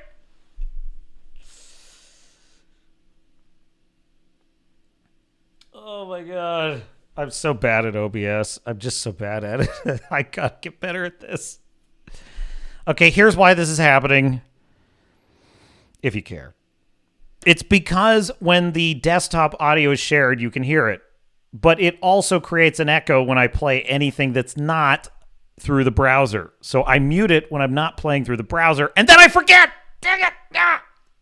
And I ruin a whole 20 minutes of my stream. All right, we'll just roll it back. Go ahead, Mr. Producer. High-level armor. Come on, quit being jealous. It's unbecoming. Monster Hunter Wilds is the latest furry indoctrination sandbox where you smack really big monsters for 100 hours and somehow don't get bored of it. It's David and Goliath if David drugged Goliath and brought him back to his special dungeon. It's my favorite franchise where you can turn an endangered animal into a fur coat. And it's the fork in the road that either leads to becoming a furry or Cabela's. But for me, it's just another fine addition to my collection of games where I kill things because they're different from me. In fact, this game is so much fun, I didn't have to use mods. I mean, but, you know, besides a couple of quality of life things, but they're just some small front-end tweaks. I promise you, you're not even gonna notice. I mean, when our blacksmith looks like this, I don't even need to use mods. But what I do need is for this entire story to fuck off right now. I'll tell you what's really wild. The tutorial is 8 hours long, and they call it the main story. They put in so many cutscenes and walk-alongs that I kept forgetting what the dodge button was between fights. I go from ODing on dopamine in the fights to going cold turkey in the cutscenes. These cutscenes are like dopamine detoxes. Get that annoying little shit out of my face. I get that the story is supposed to build up all these fights and give you more of a reason to want to hunt the monsters, but you misunderstand me, Capcom. I already have a reason. I want to turn that gangly bitch into a mink coat. I don't need to know who they are, where they come from, or why they're here. I need to know if killing them will help me make my greatsword even greater. The only motivation this is giving me is to skip the cutscenes until I see a big old monster show up. Like those monsters right there. God damn, Gemma, look at those big naturals. What is that, tungsten steel? Luckily, once the main story is done, they just smack the fucking monsters. But before we get into fucking monsters... Every shot, the boobs get bigger. Every shot that just... Talk about stalking monsters. Wilds is way more actiony and streamlined than the previous entries. In previous games, just to find these bastards, you would have to interview the chicken's family, past lovers, you'd have to find piles of shit and take a little nibble and go... He's within 100 meters of here. I know it. Tonight's the night, and it's gonna keep happening again and again and again. Oh shit, there he is. Only to have to repeat this all over again 10 minutes later because the bastard rolled away mid-fight. I thought I was getting an animal cruelty simulator, and instead I got a shitty serial killer getting his daily cardio simulator. PETA shouldn't be mad about this game. I think this is more the fat activist jurisdiction. Whereas in Wild, you load in, hop on the bird, turn on autopilot, go take a dump, come back, and there's the frog staring you down deviously. Come over here and kiss me on my hot mouth. Now when he runs, I'm tracking that bitch on Find My Fursuit. We're one game away from not even showing up to the battlefield anymore and just drone striking these bastards. I get it now, new Assassin's Creed fans. Letting the game play itself is way better than me playing it. I can only imagine how good it feels to avoid playing your dog shit game. But for now, we still gotta mince our meat. And with that being said, the combat's fantastic, no matter what weapon you use. The flow is stupendous. The new aiming feature gives me a snowball's chance in hell at reaching these toll monsters' taints. And I don't even think a single franchise out there has as impactful hits as Monster Hunter does. When you're smacking them, the scales come off, tails come off, you're shaving them like one of those meat tornadoes at the kebab places. Except instead of questionable meat-like compounds, you're shaving off a little Gucci, a little Cucinelli, a little Prada, a little Tom Ford. I'm shaving off this drip by the fistful. And I know I said any weapon is fun, but you should know by now not to listen to me. There's only one weapon that will allow you through the pearly gates, and that's the Great Sword. Some people will say there's no need to go all in because you can just bring a second weapon, and they're right. You do get a second weapon. Another Great Sword. Shut up and go teach you how to make you a Cosby sword to go with your regular sword. Gunlance users are out here struggling on monsters as simple as the flaming cocks. Can you imagine that? Great Sword havers can't. The Great Sword's all about smacking the shit out of a monster as hard as you can, as slowly as you can, while taking the absolute most damage you can. Make no mistake about it, choosing the Great Sword is choosing to take a hurtin'. I'm out here popping mega potions like Percocets. Can't feel a fuck to give. I am him. It's very different from the Gunlance user strategy of the best offenses getting killed immediately and letting the boss for you. Humble opinion here, but Gunlance users should be put up against a wall and showered with shampoo and body wash. Get that sweaty shit out of here. Did you know that 9 out of 10 Gunlance users are furries? That stat just came out. Go look it up. The Great Sword has hit, block, and parry. What more do you need? But with great power comes great responsibility. Parrying ain't easy. You have to start your parry 7 years beforehand and then hope it lines up with him being 3 feet away from you in the middle of an attack. Timing is 7 years ahead of time. That's pretty. Like I said, I can't tell whether he loves this game or hates it. Because once I go, oh man, I love this part. This part's so great, and also you have to light it up 7 years in advance. I'm like, he doesn't love it. Star Fury says, who doesn't love the jug physics? I know, it's like they just get bigger and bigger. Grandmaster says, on a serious note, what do you guys think about these tariffs affecting business in the USA? It's not really the show for that. I don't do like a political show, so that's a little off topic. I'll just very briefly say, people just don't be a panicking. It's all going to work out, man. I feel like it's what has to be done, and in the long run, it's going to be a much better strategy. But that's for another channel, not this one. Not yet. When they just started their attack? Not yet. When your wife starts banging the neighbor? Not yet. It's all about that perfect moment. When now... Whoa! Sunk it! Listen, if you can't get the parry down, just go find a Great Sword user who did get it down that'll carry you until Capcom servers take a shit. Now, with all that being said, weapons are only half the battle. The other half is fucking up explosive barrel tosses or using the environment against the monsters. And the environment can be any number of things. You can pull a cliff down on a frog, you can lure him into a vine trap. Hell, sometimes a hawk will come down to double team that cock. Except you shouldn't double team him. I'll tell you what you should do. You should remove yourself from the situation and take a little inspiration from Mike Vick's playbook. That's right, start taking bets. Who's gonna win, the hawk or the cock? This is a God-given side hustle laid upon your feet. Are you an entrepreneur or not? If you see two dogs fucking and don't start charging matinees and running Facebook ads for it, then I guess you just don't want a Lamborghini. Bill. Profit, profit, profit. Then go use that money to craft more weapons. I just crafted a heavy bow gun. I don't like heavy bow guns. I would never even fucking touch a heavy heavy bowgun. I just wanted to see the blacksmith again. That's business. As far as what armor you should use, just craft whichever fursuit matches your persona. Listen, this whole time I was in fact using mods and not. That's right. Starfurion says the world has fucked America for years. Now it's payback time. Yes, it is. And also, I would just say America has allowed itself to be. And also, yeah, it is what it is. We are doing things the common sense way from now on. So America's back in business. We ain't taking no shit. Just the quality of life mods I told you about. I admit I used mods to make the heavies heavier. I know. You probably didn't even notice, but I had to confess. I had to confess before I showed you this last mod. I've gone too far, Dan. Too far. This guy is the most crazy YouTuber. He's the most nuts YouTuber. His videos are unbelievable. The amount he's like Razor Fist. He can pack so many like pithy, brilliant observations so fast. I have to pause it pretty frequently just to catch up to what he's saying because they're all so perfectly like structured. Says, now I am become death, the destroyer of worlds. What the fuck?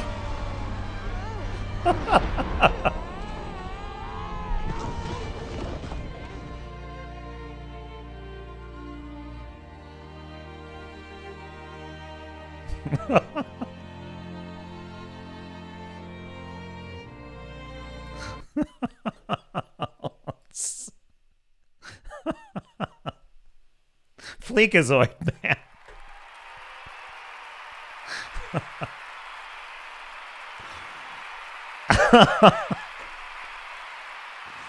The guy's nuts. Out of his mind.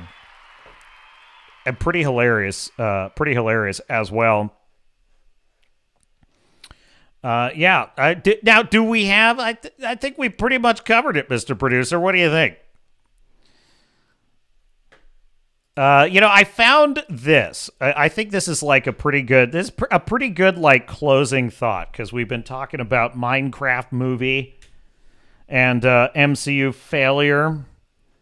Let me grab this one real quick. Let's see here. There we go. The original, actual Walt Disney. Were your films principally designed for children? Well, he said, were your films specifically designed for children? Oh, you have to appeal to the adult, or, the adults have the money. The children don't have any money. But so that there was nothing childish in your intent? No, we sort of design the films to appeal to ourselves. Yes. And we're our own censors. Within the studio group, if we do something that isn't right, we hear from the various members of the staff that just isn't right. You can't do that. And I never test a film beyond the studio. Of course, I have enough employees there that are not actively engaged in the creative phases that they would be what I'd call a non-critical audience. They'd be closer to the public. So I test my films with my own people. But I enjoy making all kinds of films. And there you have it. So that is Walt Disney explaining, he's asked, because the defense of Minecraft movie, the defense of a lot of Skeleton Crew, the defense of a lot of these things is, it's for kids. It's not made for you. And Walt Disney is being asked right there, like, well, are you making these kids specifically, are you making these movies specifically for kids? And he's saying, well, the kids don't have any money. So no, we're not making them specifically for kids. We're making them to please us and the kids. That's what we're doing. And he said, I test these with my staff who are not close to the production. They're basically more closer to the public, and they give me feedback on whether they're enjoying the film. So the point is, making a good film for everyone is what's necessary to make a good film for kids. And that mindset would have produced a far better Skeleton Crew series. It would have produced a far better Minecraft movie. And one that is actually deserving that the fans are actually deserving of. So I just thought that was a really interesting insight that all those years ago, he basically said it. Like, we're making movies for us. We're making movies for the public to enjoy. So yes, it is made for you. Or at least it should be.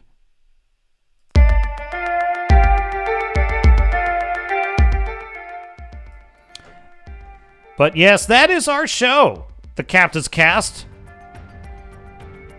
Starfury says, night, everyone, and thanks for the solo leveling thoughts, Captain. More on the way, Starfury. I'm not done with that by a damn sight. So, yes, you are welcome. Thanks for introducing it to me. And I owe Fu Man Blue some Stargate. I really do. So I haven't forgotten. We'll get back on the Stargate wagon soon.